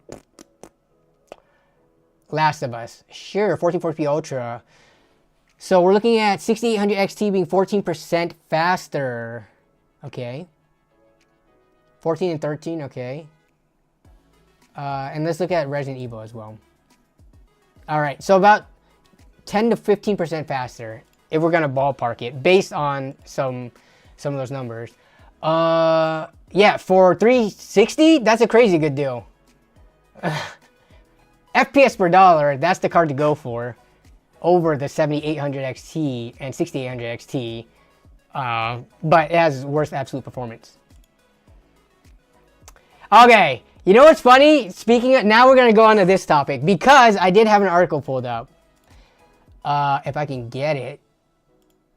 Not this one, which this one it wasn't big enough of news for me to like title and thumbnail it, but people have found like some clues. From Intel's, where is it? Intel noticed that the firm. Okay, what is this? There's like some let's see, Intel's LLVM project, which is published and updated on GitHub. There was like some input into GitHub where that had like Battlemage G21. So people are thinking, what is this ad? These toes. But people are according to this article, there's speculation that Battlemage might be coming at the end of this year. I don't know. And it was saying that we think Intel isn't hyping up Battlemage ahead of its release for two main reasons. Firstly, it learned its lesson from Alchemist launch where expectations were not properly managed. Yeah, because Alchemist, when it first came out, there was a handful of problems that just made it not good value. And that was not good. And then secondly, for whatever reason, its biggest GPU, the G21, is only designed to fuel mid-range markets. So it's not going to go toe-to-toe with like NVIDIA or AMD's when they typically launch like their high-end stuff. But either way, this is all like, you know, rumors and speculation. I'm excited about Battlemage, though I don't think realistically it's going to release in the year 2024, even near the end of it. But I mean, I'll be happy to be wrong. Like, either I'm right or I'm wrong, and it's a good thing anyways because it comes out sooner. Again with this ad. So yeah, I mean, this is, when it comes to news or leaks, rumors, speculations, this is like the most bottom of the barrel thing you could get. Like when it's listed on some website early or has like a GitHub input. Like there's not even any rumored specs or anything. So yeah, this is as early as you can kind of get for these types of rumors. So this was the article I wanted to look at because I read it. So the RTX 50 series isn't even released yet, and we already have articles like this. Is the RTX 4090 still good for gaming in 2024? I've never heard of Slash Gear, probably for a good reason. Have y'all? I don't know what kind of website this is. But, I mean, this was written just about a week ago, this article. Like, what is this article even? Is the best graphics card that is released right now still good for gaming in 2024? Maybe they should have said, is it still worth it in 2024? Given that there is going to be new releases and stuff like that. But, I mean, I'm not going to read this article out loud, but this is kind of ridiculous. This reads as one of those either AI generated or someone who doesn't know about PC tech writing this type of article. And then when they have these types of sentences that say nothing at all, but should you still buy an RTX 4090 in 2024? The answer seems obvious. After all, it's the best GPU money can buy. Then that's the end of the story, right? Well, the value of the graphics card depends a lot more than pure performance relative to competition. Once we factor in the difference in price between it and its siblings and fold in the expected life cycle of this generation of graphics card, the calculus is a lot more complicated. I mean, you spent this much time to write nothing in these 2 paragraphs. Well, is it a bot article? There's somebody's name attached to it. I don't know if it's a bot article. Max Miller. Maybe he heavily used a bot to generate it and then like edited it or made some small changes. But yeah. The funny thing though is that this thought process is not like unique to like these crappy PC tech like news websites and stuff like that. I still see people asking questions like, is the RTX 4080 worth getting right now? Even before we have any solid leaks of the 50 series, especially with the 4080 Super coming out somewhat recently and having the price drop that it did after the 4080 down to $1,000, I don't get how people still have like the FOMO mentality of, oh, I don't want to buy this graphics card right now because the 50 series is going to come out. We've seen this time and time again. You think NVIDIA is going to release... So, if it follows history, when NVIDIA releases the 50 series, the 5070 or whatever variant of it, Ti, Super, the 70 designation is going to have kind of similar performance to what the 4080 has right now. You think they're going to release it with the same performance and drop the price by like $300-$400? They're not. NVIDIA rarely makes their new cards competitive with their old cards. If they do, it's maybe like 50 bucks at max, $100 less. But you got to consider, when is the 50 series going to drop? If you need a computer right now, why are you worried about the 5080, 5090 when that's still going to, what? If it releases this year near the holiday season, like it typically does, and you might not be able to even get it because it's going to go out of stock for like at least a few weeks, if not a month.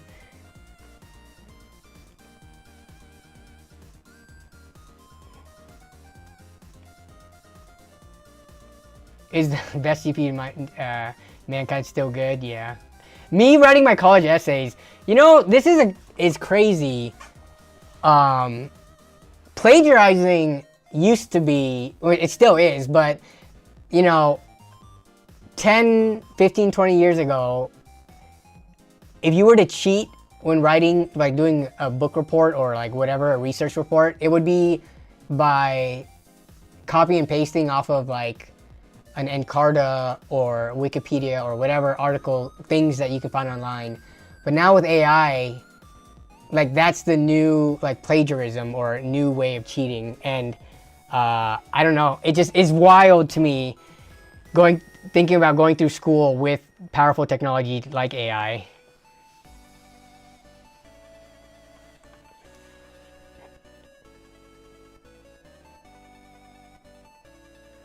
I don't know how anyone is expecting to afford 50 series, anyone, LMAO. Well, and the thing too is that, you know, I think a lot of people operate in the mid to even more entry level range. Like, AMD and NVIDIA still have yet to release a graphics card sub $200 brand new. You could get sub $200 graphics cards, but you're looking back like 2-3 generations of cards. Like, yeah, you can get a RX 580 or something brand new still, but that it's going to be even worse when their newer cards come out at the end of the year, if they come out at the end of the year.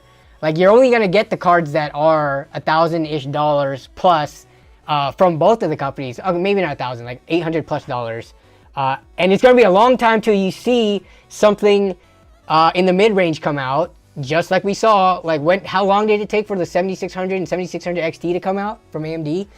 And not only that, people are still buying RTX 3070s, 3060s, 6700 XTs, 6600, 6600 XTs right now, even with the current gen out. So I don't know why people are still so worried about stuff that hasn't even come out yet, when even in the current generation of cards that we look at right now, we are still seeing really good value from previous generation cards. My roommate's dream GPU is still a 3080.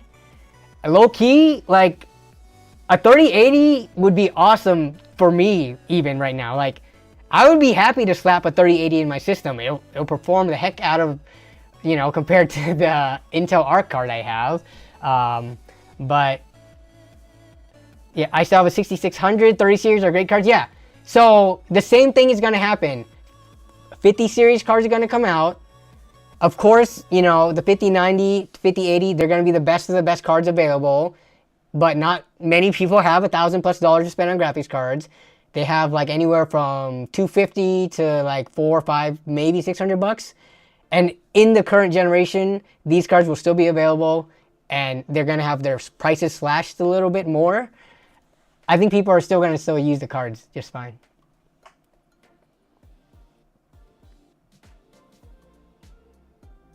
He has a 1070, dude. Again, like 1070. I think it's starting to be like the bar of what would be kind of like quote unquote acceptable and not a complete ancient dinosaur of a graphics card. Like the 1070 is holding the line as like, if you're building a budget machine, strive for this card. Like, try to, at a bare minimum, get a 1070. Obviously, sometimes we build stuff that uses things worse than it. But, like, I would say, right now, if you're going to build a budget PC, try not to get anything worse than an RX 580 or a GTX 1070.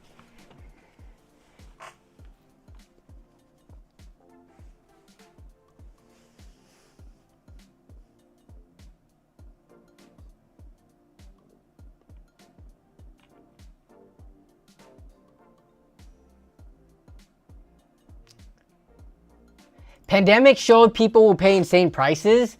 That is true, though. I think as we get, you know, pandemic happened in 2020, but it like spanned for the better part of like, I don't know, a year and a half to two before stuff started opening up. But as we get further away from that, like we already see prices aside from like newly released stuff. Like right now, it's a great time to build a PC with all brand new parts. Like the prices for the mid-range stuff and last gen stuff is so good. So hopefully that continues and we don't have another like world-changing event or like natural disaster that just messes everything up. And yeah, I think that the trend is going in a good way. And again, just because NVIDIA decides to release a $2,000, if they do, like RTX 5090, sure, complain about all you want, but you don't have to buy that. You can, again, go back to either the used market or last gen's cards, which are, for the most part, priced pretty reasonably. So stop complaining about how a Ferrari is priced when you can either get a used, like, Honda Civic or a Toyota Yaris or something like that, which will be just as fine.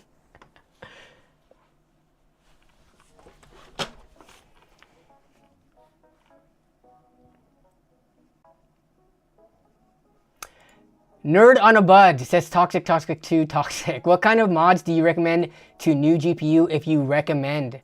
I don't really understand this question, but like what kind of mods?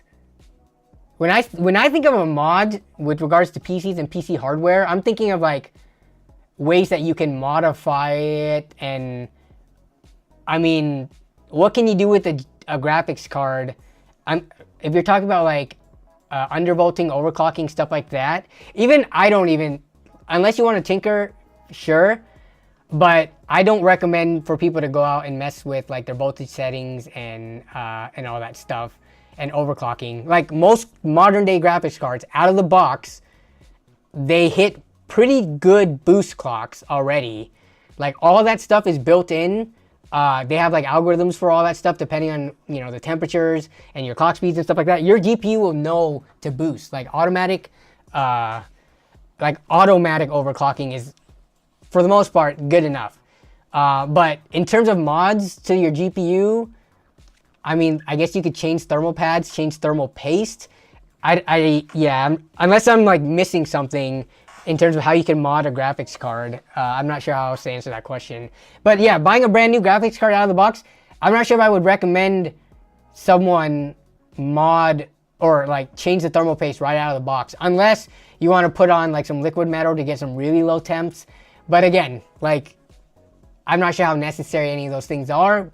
Like the performance boost you can get versus how much time and money you are spending to do it, I'm not sure if it's really worth it versus like the stock out of the box experience. Chris Fox paid $600 for an RX 6600, got screwed. I mean, was that exactly like in the middle of 2020 or something? Dude, I need to go back and watch some of the videos from 2020 and 2021 of me complaining about graphics card prices, because I forget how bad some of the prices got.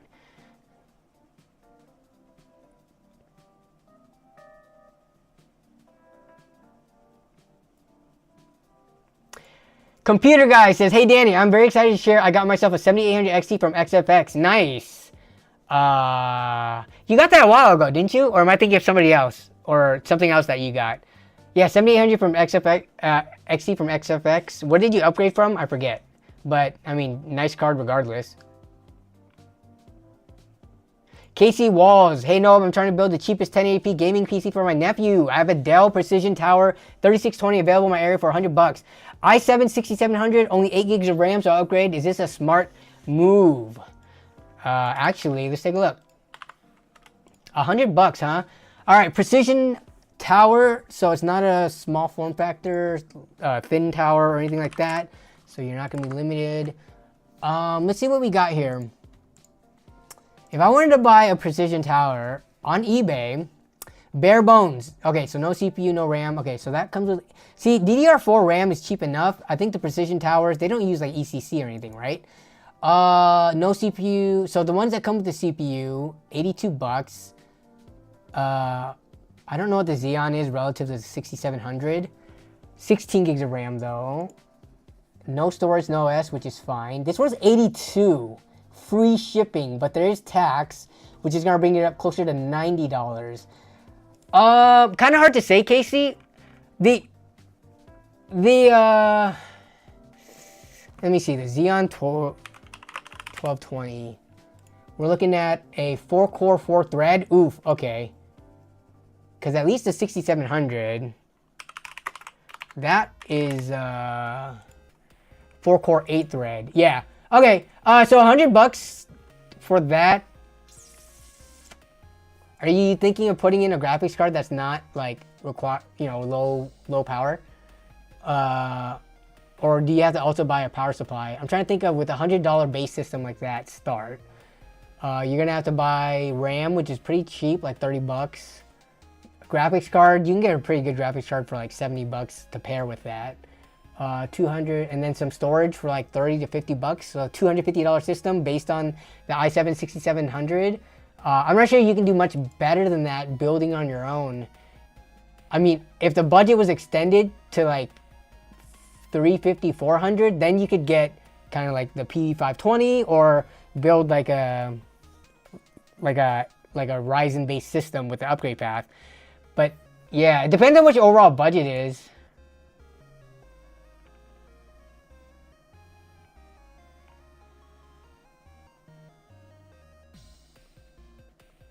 Aftermarket case and fan, liquid cool, and maybe even liquid some RGB of your own.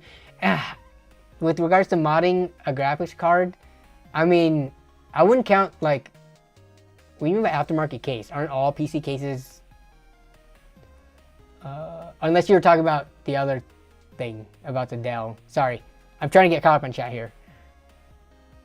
I already have a 600 watt high power PSU. You think, yeah, RX 580 would pair really well with the i7 6700. For $100, so what are you buying from that system? It has no RAM, it has no storage. You're buying the motherboard, or no, it has 8 gigs of RAM. But again, RAM is cheap. You're gonna want to put at least 16 gigs in there. I think the 8 gigs is gonna hold it back. You know, once you put Windows 10 or 11 and start playing like, you know, RX 580 and 6700, i7 6700, it could play modern games. It's just the 8 gigabytes is gonna struggle with modern games. So you're gonna have to buy RAM anyways. For $100, could you do better with like, try to find a $50 like B350, B450 motherboard, and then try to find a $50 like Ryzen 2600, 3600? How much are those going for? It's a lot more of a pain because you gotta do individual part hunting, which is what I talked about in the latest video. Which if you guys haven't seen, a new video dropped this past weekend. Like, the pre-built is a very attractive offer. Empty box. Ryzen 1600. Where's the 3600s at? Where are these things going for? 36, oh, yeah, they're closer to $60. But you might be able to find a motherboard locally, like an AM4 motherboard, for cheap. Ah, man, it's hard to say. The Dell Tower, like, you're already not going to be using the power supply in it. You do get the case, which, I don't know, what is this case? This is actually a pretty decent case. This isn't the worst case that Dell has ever put out. 3,600 combos on Aliexpress. Good point.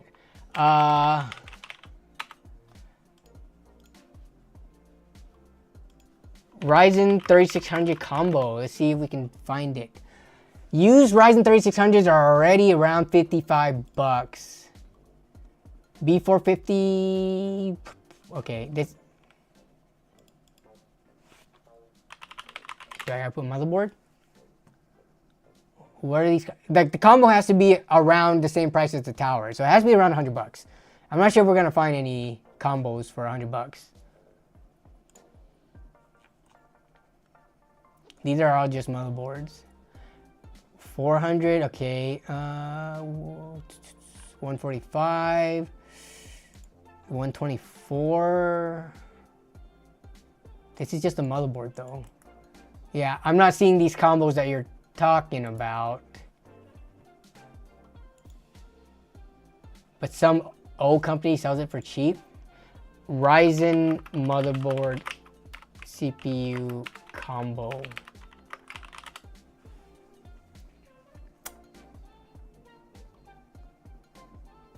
We're looking at 200 bucks here for Ryzen 5600. Yeah, I'm not sure if like this would be like hardware swap, used market hunting right here. Yeah, 140 bucks for this. Is this the combo? Yeah, 5700G. Hey, actually, 5700G. It's not going to be as good as the RX 580, but the integrated graphics on here, I don't know off the top of my head. I forget. I would have to look up the benchmarks. Oh God, never mind. 95 shipping. Good eye. Ugh. That makes this like 2 something. What? The sort by lowest price should be price for that and shipping, not like they shouldn't sort it like this. It should be with shipping included. There's no option to do that, unfortunately.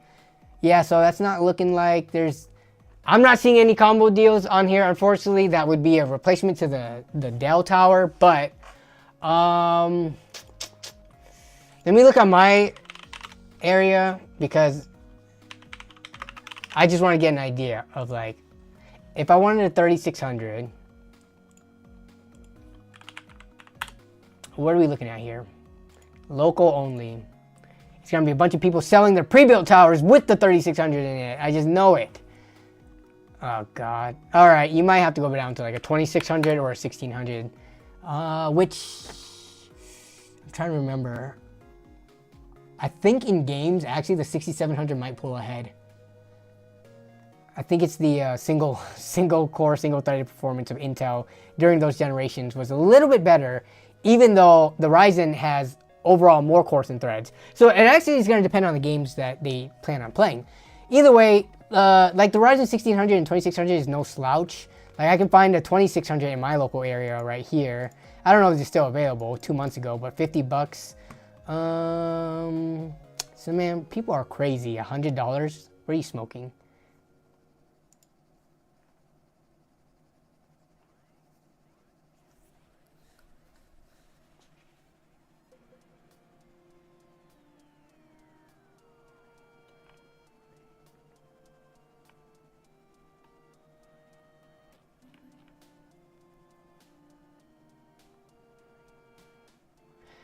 I'm just Jennifer Sloan and who's it? Toxic 2 Toxic. Can y'all stop arguing in the chat about music preferences? I don't know who's actually arguing with who, but just from seeing the conversations, y'all, people have different preferences. Making fun of or talking down about one genre over the other, it's pointless. Like music is like a subjective thing. You cannot objectively say one is better than the other and then put someone else down for it. Come on, be better than that. Can we be a little better than that, please? You both sound stupid. Kind of. I didn't want to say it, but like y'all are arguing with some anonymous strangers over the internet based on your music preferences. It's one thing to have like a discussion. It's another thing to put other people down because music of all things, like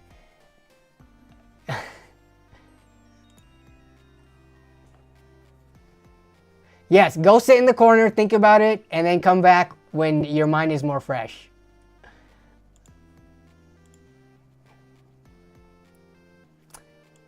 The i7-67, okay, here's the thing about bottlenecks, guys.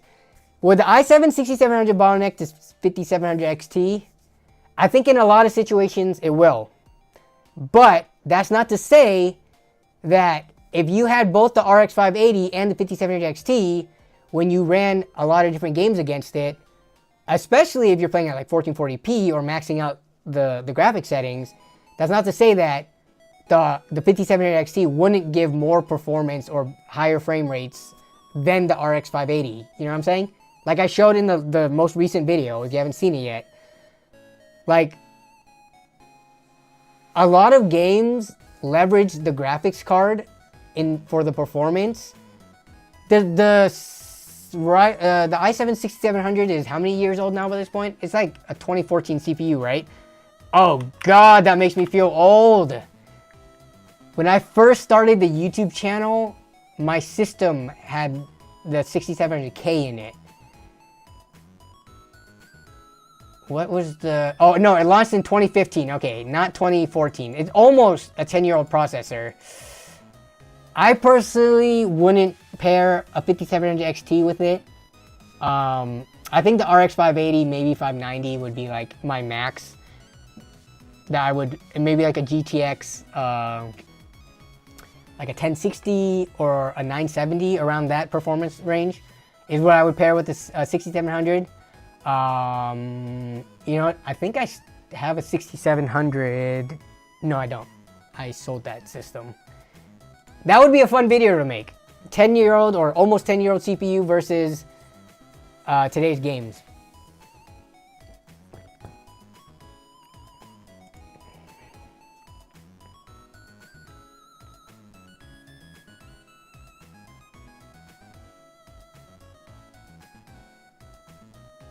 Mr. Guillotine.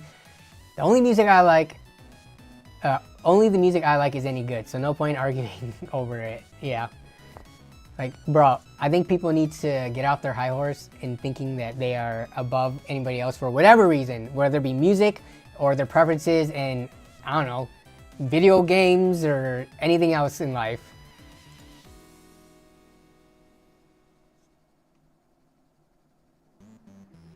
So I'm guessing the P520 is the meta then, I mean, it's the most known popular meta is what I would say, yes.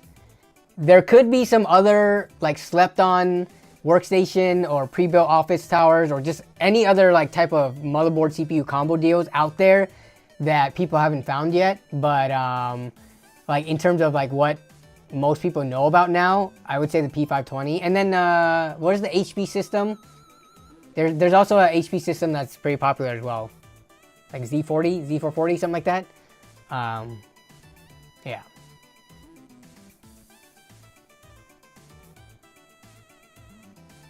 Yeah, HP Z440, there it is. Okay. Yeah, so in terms of pre-builds, those are the two that I've seen people either make the most content on or talk about, but there might be more. Amelie Shark says, by the way, found the channel and first time stream, love the vibes and content. What's up, Amelie? Hopefully I'm not butchering your name. Amelie Sharktooth. But welcome to the stream, glad to have you. 3600 would be the go-to. Well, I'm not saying it would trump the 12100F, but like, I would push for trying to find, let's look at hardware swap actually.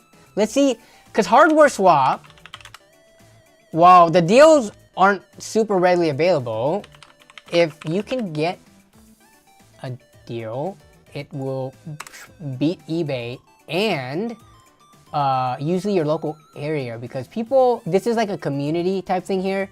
People are willing to give better deals. Let's do past month. Ryzen's 3600 and a Corsair 860.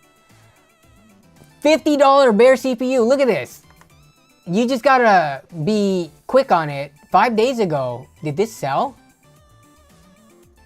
Yeah, people PM them. Look, this was posted 5 days ago. This is recent. They were selling. Oh, you gotta pay for shipping.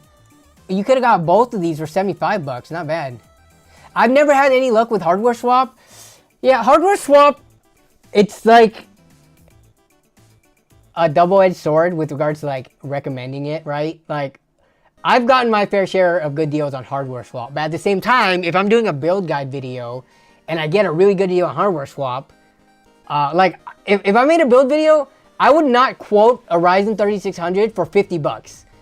Like, we just saw that these were closer to like 75-ish on eBay. So it would be kind of unfair to say like, oh yes, everyone could build a PC with the Ryzen 3600, finding it for 50 bucks. But hardware swap is one of those things where like, if you put in the effort, you will save more money, which makes sense, right? The lazier you are about stuff, which I'm not saying if you go pre-built or anything else is lazy, but like, I don't know, everyone has a price for how much their time is worth.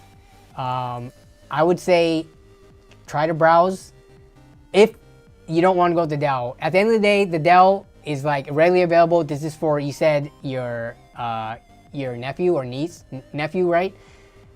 I'm assuming they're younger. They could deal with an i7 6700. Get them a PC that they can learn on before they get, you know, more hands-on with the DIY completely. It's like OfferUp. Nobody responds. Is that what the I haven't bought from hardware shop for a while. My experience in the past, and it's been a few years, is that with, actually no, I think I've gotten something more recently than a few years, maybe a couple years. Semantics. But usually people say at least, sorry, sold to someone else. That's what I've gotten from hardware swap. Rarely have I just been completely ghosted. But I mean, that might have changed. Like, these communities, these online communities change and grow and stuff all the time. So oh, okay. So I was thinking like nephew in grade school maybe, or nephew in middle school, maybe potentially high school. Your nephew's 20 years old. He's playing Modern Warfare 3. Bro, let's take a look. If he plays that main game mostly, Modern Warfare 3 i7 6700, baby. Let's go. Here we go. 2060 Super, which is going to be more powerful than the RX 580. Oh man, you cannot see really what's going on. Let me see. I wish, here we go. So, Modern Warfare 3 is actually a pretty optimized game.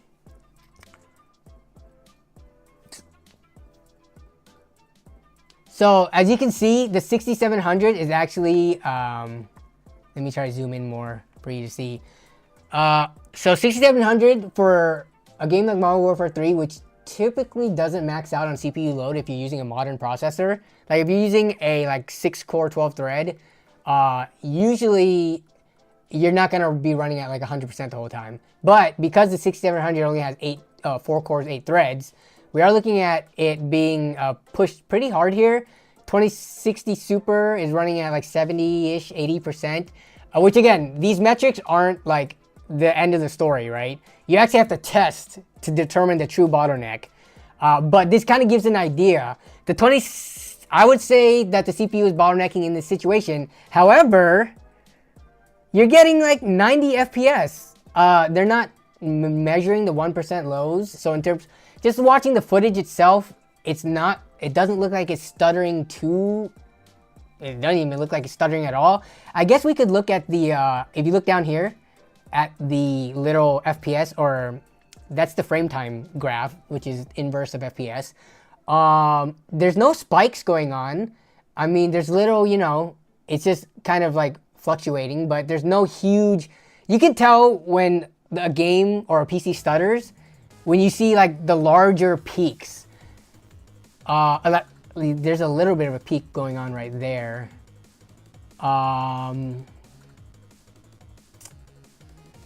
But yeah, I mean, the i7 6700, despite being a 9-year-old processor running a modern game at, you know, above 60 FPS, to me, that's already a miracle. But it's really up to you whether or not you want to go deer hunting stuff. All right, we are 2 hours into stream.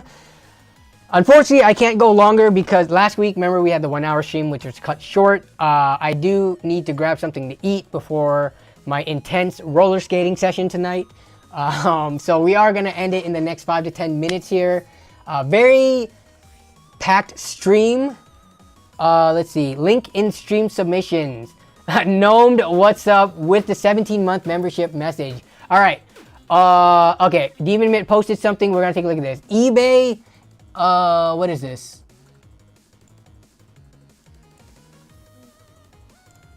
Let me take a look at this. So we've got a $50 Z690 or best offer. Nice. Okay. Little big finds.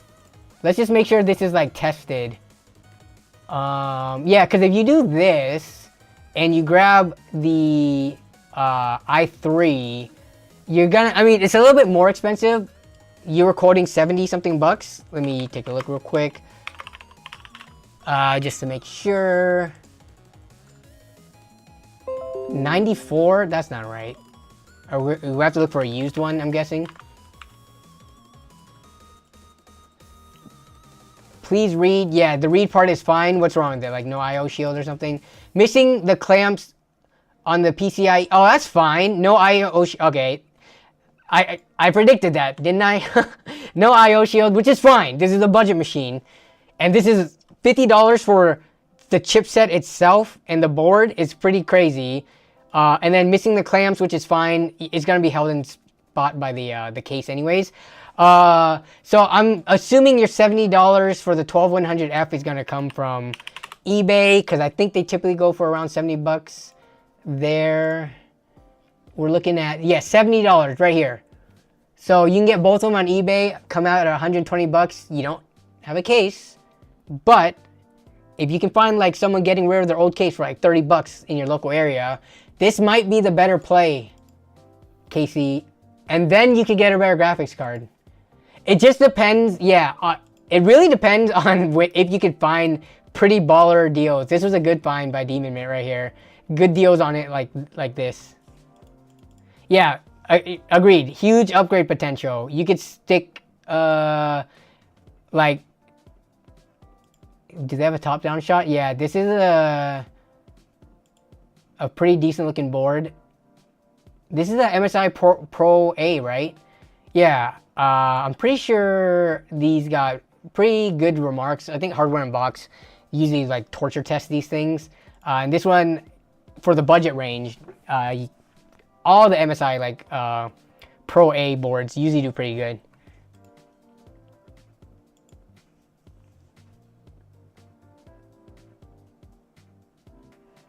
Mr. 7 Digit. So who got banned? Did anyone get banned?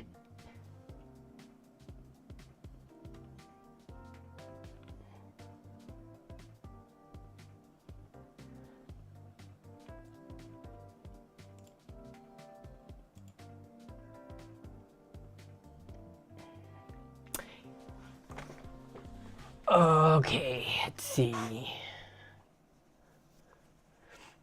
Let me get caught up in chat because I did miss a bunch. You have to sit on it and watch it. It takes a lot of time. I've gotten great deals. You're talking about hardware swap, but I have to sit there and watch it like a hawk for 2-3 weeks to find something you really want. Assuming you're talking about hardware swap, yeah. I think when I started using hardware swap, I was like, what, 2014, 15 maybe, around that time frame. I feel like it was way easier to get deals. I don't, like, obviously my experience on YouTube is only based on when I started, which was 2016. But when I started, I feel like hardware swap wasn't a thing that was mentioned all too often and stuff like that. And the funny thing is, hardware swap was what got me into doing YouTube in the first place, because I saw how cheap secondhand PC parts were. I was like, man, like, more people should know about this. So that's how like I started my channel. And I forget in my first video how many hardware swap deals there were in it. But I mean, with anything, once it gets more popular, there's more people looking for deals than deals to be had, if that makes sense. Like, if you look at the ratio of people who post deals, versus the number of people who are trying to swoop up good deals, it is very imbalanced. It's like this on like any like website, like even like Java or something, right? My issue with it, and I'm not trying to talk crap about PC flippers or anything like that, but like there are people who are trying to buy secondhand hardware to use in their own personal systems and build one system and be good with it. And then there's people who are mass buying stuff, trying to pull up every deal so that they could flip it and make a profit off of it. Which again, we live in, you know, it's capitalism, whatever. It's a free market, but still, there's something that, I don't know, like I have mixed opinions on it. And again, I've done my fair share of flipping. Not a ton of it, but you know, I have showed content where I flipped or gotten stuff for cheaper. But yeah.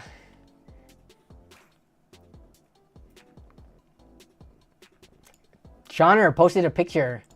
But I guess, what are your guys' opinions? Obviously, we have PC builders like, you know, like Demon Mint, we have Shauner, we have Jason, we have a lot of people who do flip PCs. But what are your guys' thoughts in general on like these markets where you can get good deals, but if all of it gets bought up by people who put it into systems and flip it for a profit instead of actually using it? All right, so Shauner built this during the stream, which is why he was not as active, which is fine. You know, he was listening, chiming in here and there. A very nice looking system in the Montech Air 100, I believe, right? This is the micro ATX. Do they have an ATX equivalent to the Air 100? But yeah, very clean looking system. 2 fan. What is this cooler? That does not look like a thermal, right? This looks like an ID cooling, right? I'm gonna guess by the top it's ID cooling. There's so many freaking coolers, man. I can't keep track of them.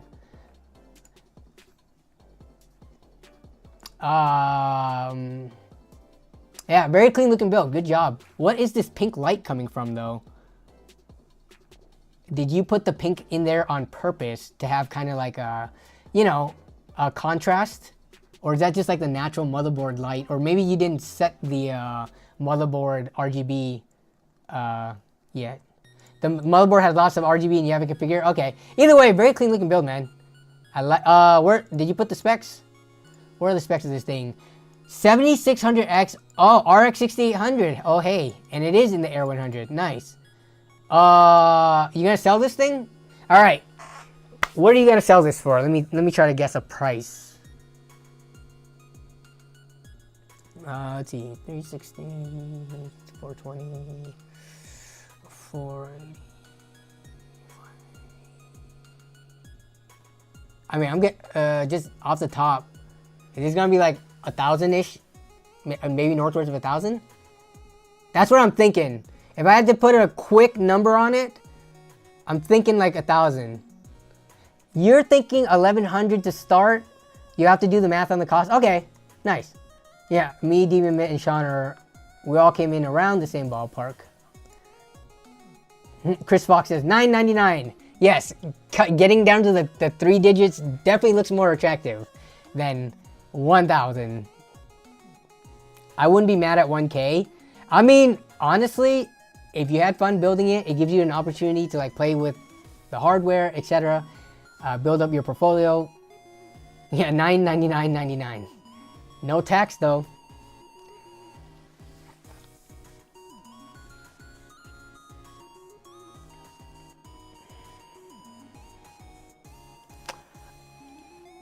Jennifer Sloan, I think you've been a pretty, I've seen you in the chat quite a bit. I don't know why you're having so much of an argument with Toxic, but everybody knows what keep yourself safe means. Like, you're not tricking anybody saying KYS. So Jason deleted your message. Thanks for doing that, Jason. But you guys, come on, be civil here.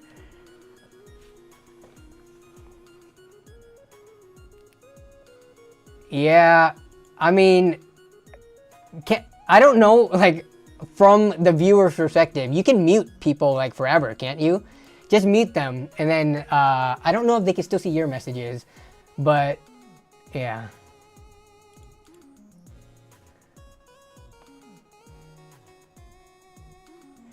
How do I... Okay, let's take a look at my Discord. Yeah, so this is my Discord notifications on the side. Bro, okay. So, I have ADHD. And this is actually diagnosed. And I'm not medicated. Though, I'm not sure if that's the reason for that. But, for me, it's like... On Discord, I will do what I need to do on Discord, right? So, I'll hop on Discord... If I'm looking for a specific thing in a specific community or a specific DM, I will go to it and check it out. But I'm not... The way Discord works, too, I swear, I've changed notifications on servers and it either breaks it or they still come in. I don't know, man. If I'm coming here, if I need to talk to my friends, I go to like... They named it Danny So Cool for some reason. But like, if I need to look... Like, I've been playing Fallout 76... Though they've been giving me way too many notifications. Unless it's from like someone who I really need to talk to. Like, I don't know, if like Ozzy or like Toasty Bros or Zach or someone like messaged me and I need it. It kind of goes by the wayside. I don't know. Let me look at my Gmail real quick. Y'all could think of like the Gmail issue.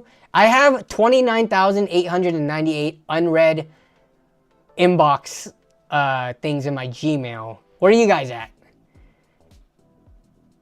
That issue and that mindset goes over to Discord for me anyways.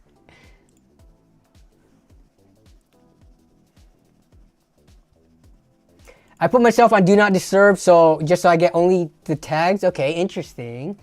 Again, also as much as I need to get better about checking Discord and being on Discord, it's just it's something I struggle with. I'm at like 7K and I feel like I really need to clean up. I need to clean up my email, man. I'm not joking. It's just... Gmail is such a good history thing that like I could never archive or I could archive, I guess, but delete emails. Like, look at my email right now. My latest one is a package from Amazon just delivered. Another one is from my Amazon order that when I ordered it. All these things, which most people I would guess either delete or... I like having it in my Gmail so I could look things up 10 years after the fact. I don't know. Mark as read. That's true. But the funny thing is with Gmail, like, okay, my package delivered, right? So I have an unread email telling me my package delivered. I'm going to go up and get the package and then not read the email. Dude, I don't know how my mind works. The thing is, because the Gmail, engine is so good, anything I need to look for, I can find. Though I will admit, I have lost some company emails in the past and have only found it because I searched something and then their thing comes up. So yeah, I need to get better about the organization. It's just hard. I'm still on AOL, lol. I can't hold of because nostalgia. I feel you with the Gmail. I mean, I wonder how AOL, oh no, I can't. I gotta get ready to log off with the stream or turn the stream off soon. But yeah, I haven't even gone to the America Online. Is there like, you can go to AOL.com.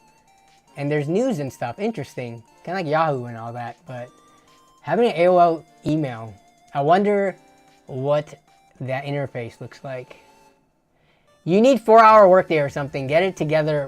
What is 4-hour workday? Is that the book that teaches you how to be mega efficient? Is that the book that the guy who claims to do 4-hour workday makes probably more money selling that book than what he actually does? 2020? No, it can't be 2024 because we're already halfway through. It's got to be at the beginning of the year thing. Basically, not to waste time, I think. I didn't read it yet. If I read it, then I can't do other stuff. Yeah, I mean, I don't think the ADHD, which I was recently officially diagnosed with, helps. And it's not just with email and stuff like that. In every aspect of my life, I've noticed it. Listening to Melissa and paying attention, even we've gotten into some arguments before because I don't listen. So yeah. Or like I'll be driving, spacing out, and then like not hearing a single thing she just said for the last like couple of minutes. It's gotten bad. When's the next LAN party stories? Would you guys have noticed on the streams? Like, would you have said, yeah, that dude looks like he has ADHD? Just by the way I ping pong all over the place with the topics and stuff. That poor woman. Dude, Melissa is amazing for being able to put up with me through these last... We're coming up on 10 years now of our being together. Because I could see how I could not, you know, be annoying with some of my tendencies sometimes. No, but you can tell that I have ligma, of course. The dreaded ligma.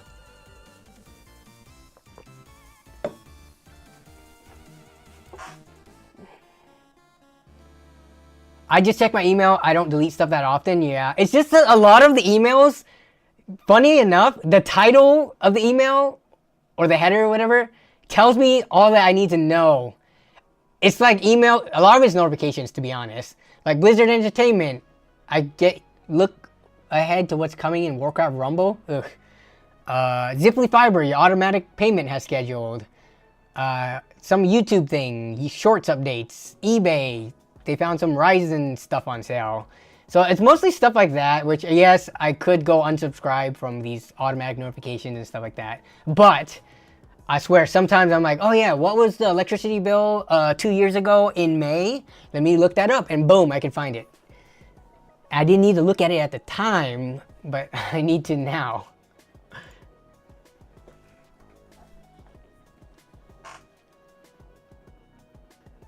I have never deleted an email. You don't know. Yeah, see, I don't.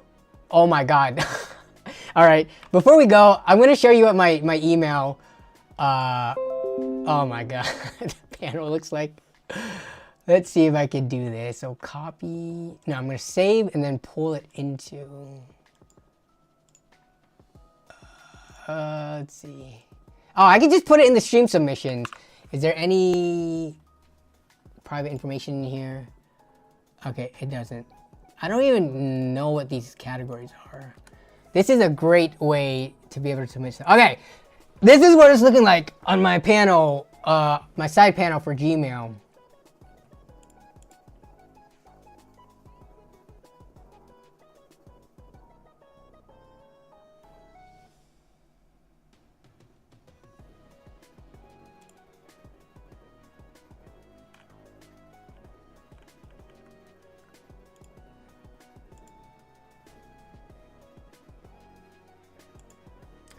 My promotions is at 103,857. Updates, social. What the heck is social even mean? I don't even look at these tabs. I have 164 email drafts. They're not actually drafts. Do you guys have this problem too? Where like, you might start an email on your phone, but then go to your computer. So then it technically...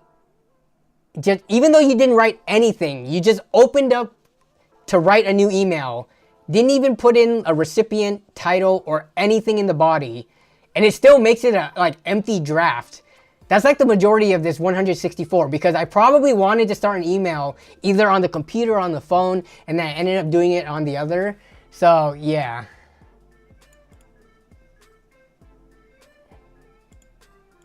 What is going on with my YouTube panel? Thanks for getting that, Jason. For some reason, like I'm clicking on the 3 bubbles and it's not letting me like control the, here we go. Yeah. How much of your Google Drive have you used? It's maxed out. My Google Drive, I pay for, I think 100 gigabytes, and that's almost maxed out too. And mostly that's because of the backups. I think it's photo and video backup also goes on the Google Drive from my Android phone. It's that and then like some important documents, but it's mostly photos and videos that are auto backup, which I need to figure out like that kind of stuff because I for the most part have to go in and just purge stuff because I also do a local copy to my drives as well from my phone, so I don't need it also in the cloud, especially when a bunch of it is like just pictures you don't care about.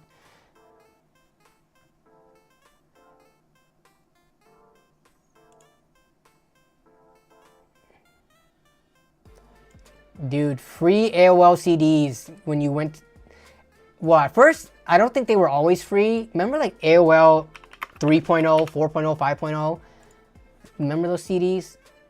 Yeah, these things with, yo, you got 50 free hours of internet. Honestly, how old was I back then? 9, 10 years old? Did they really track how many hours you spent on the browser and then cut you off with these CDs? Remember these CDs? 2.0, AOL 2.0. Yeah, these things, man. This was my first experience with the internet. Though eventually we went from AOL to MSN. It was still dial-up, but whatever. Yeah. 7-day trials. You know what's funny?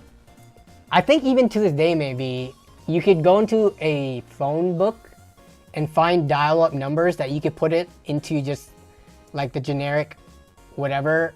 I don't even know what it's called. I don't even know if like Windows 10 has it. But you could get free dial-up internet with certain numbers from the phone book without paying monthly for like MSN and AOL and all that stuff.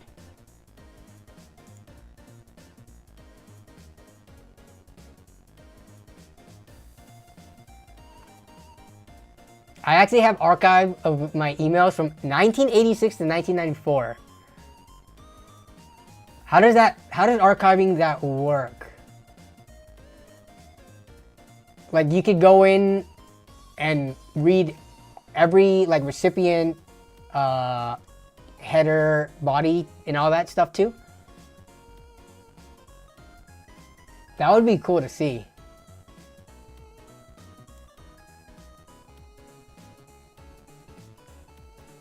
Let me check my phone real quick, make sure Melissa's good.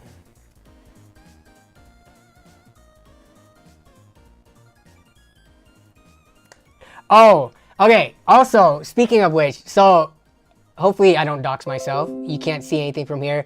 But like looking at notifications on my phones, I'm also bad about deleting the notifications. Like all the notification windows, I just like say screw it. I just go right into my phone and leave them there because I might need to check them later.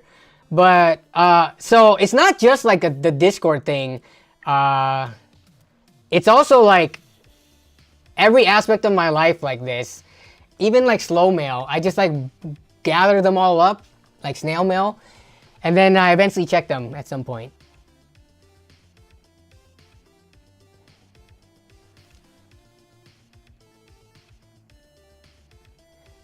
I'm not proud of myself.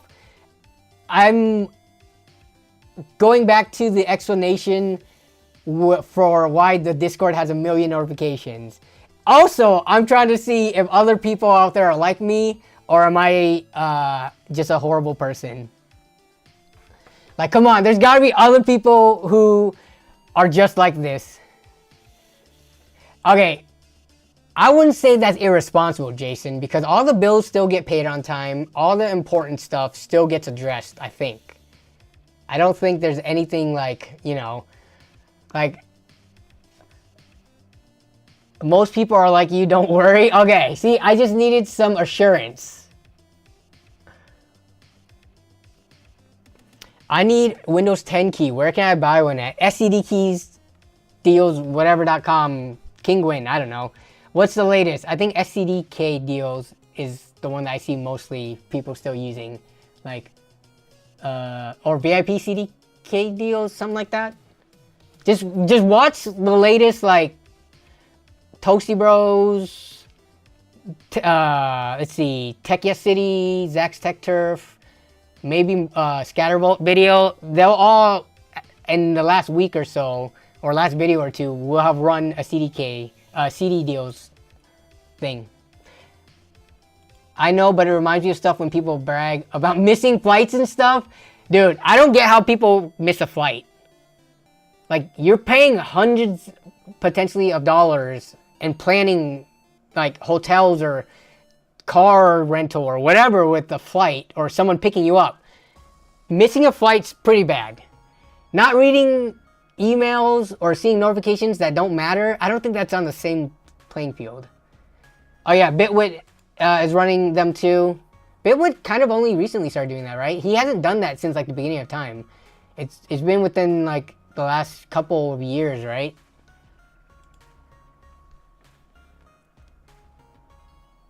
I wouldn't be able to live with myself if I had to sit out on a vacation because I missed a flight or forgetting to schedule time off work. How does, yeah. You know, so like I'm still functional even though there are these other parts that I'm showing you in my life that are in disarray.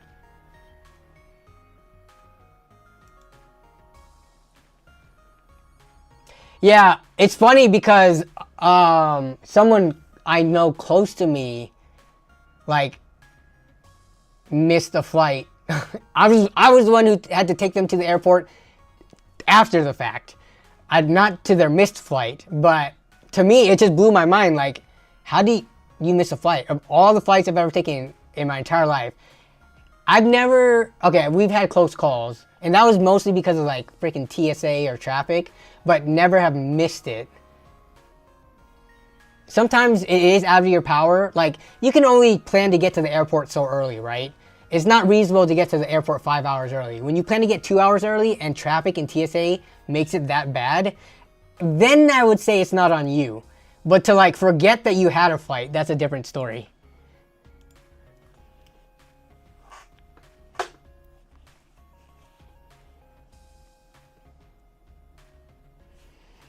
All right, guys. Thanks for sticking around for, that was like the after hours. We stayed like 30 minutes longer than I wanted to.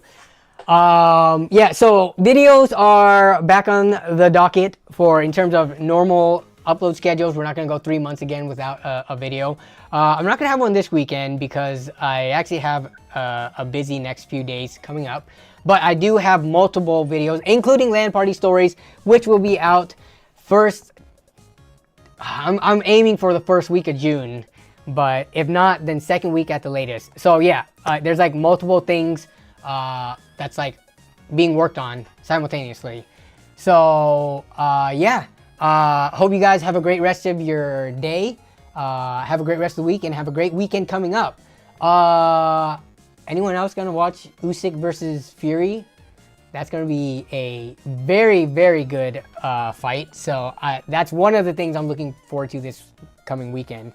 But yeah, you guys have a good one, and I will see you all next week in the stream or in the comments whenever the next video or YouTube shorts drop. So yeah, you guys have a good one. See ya.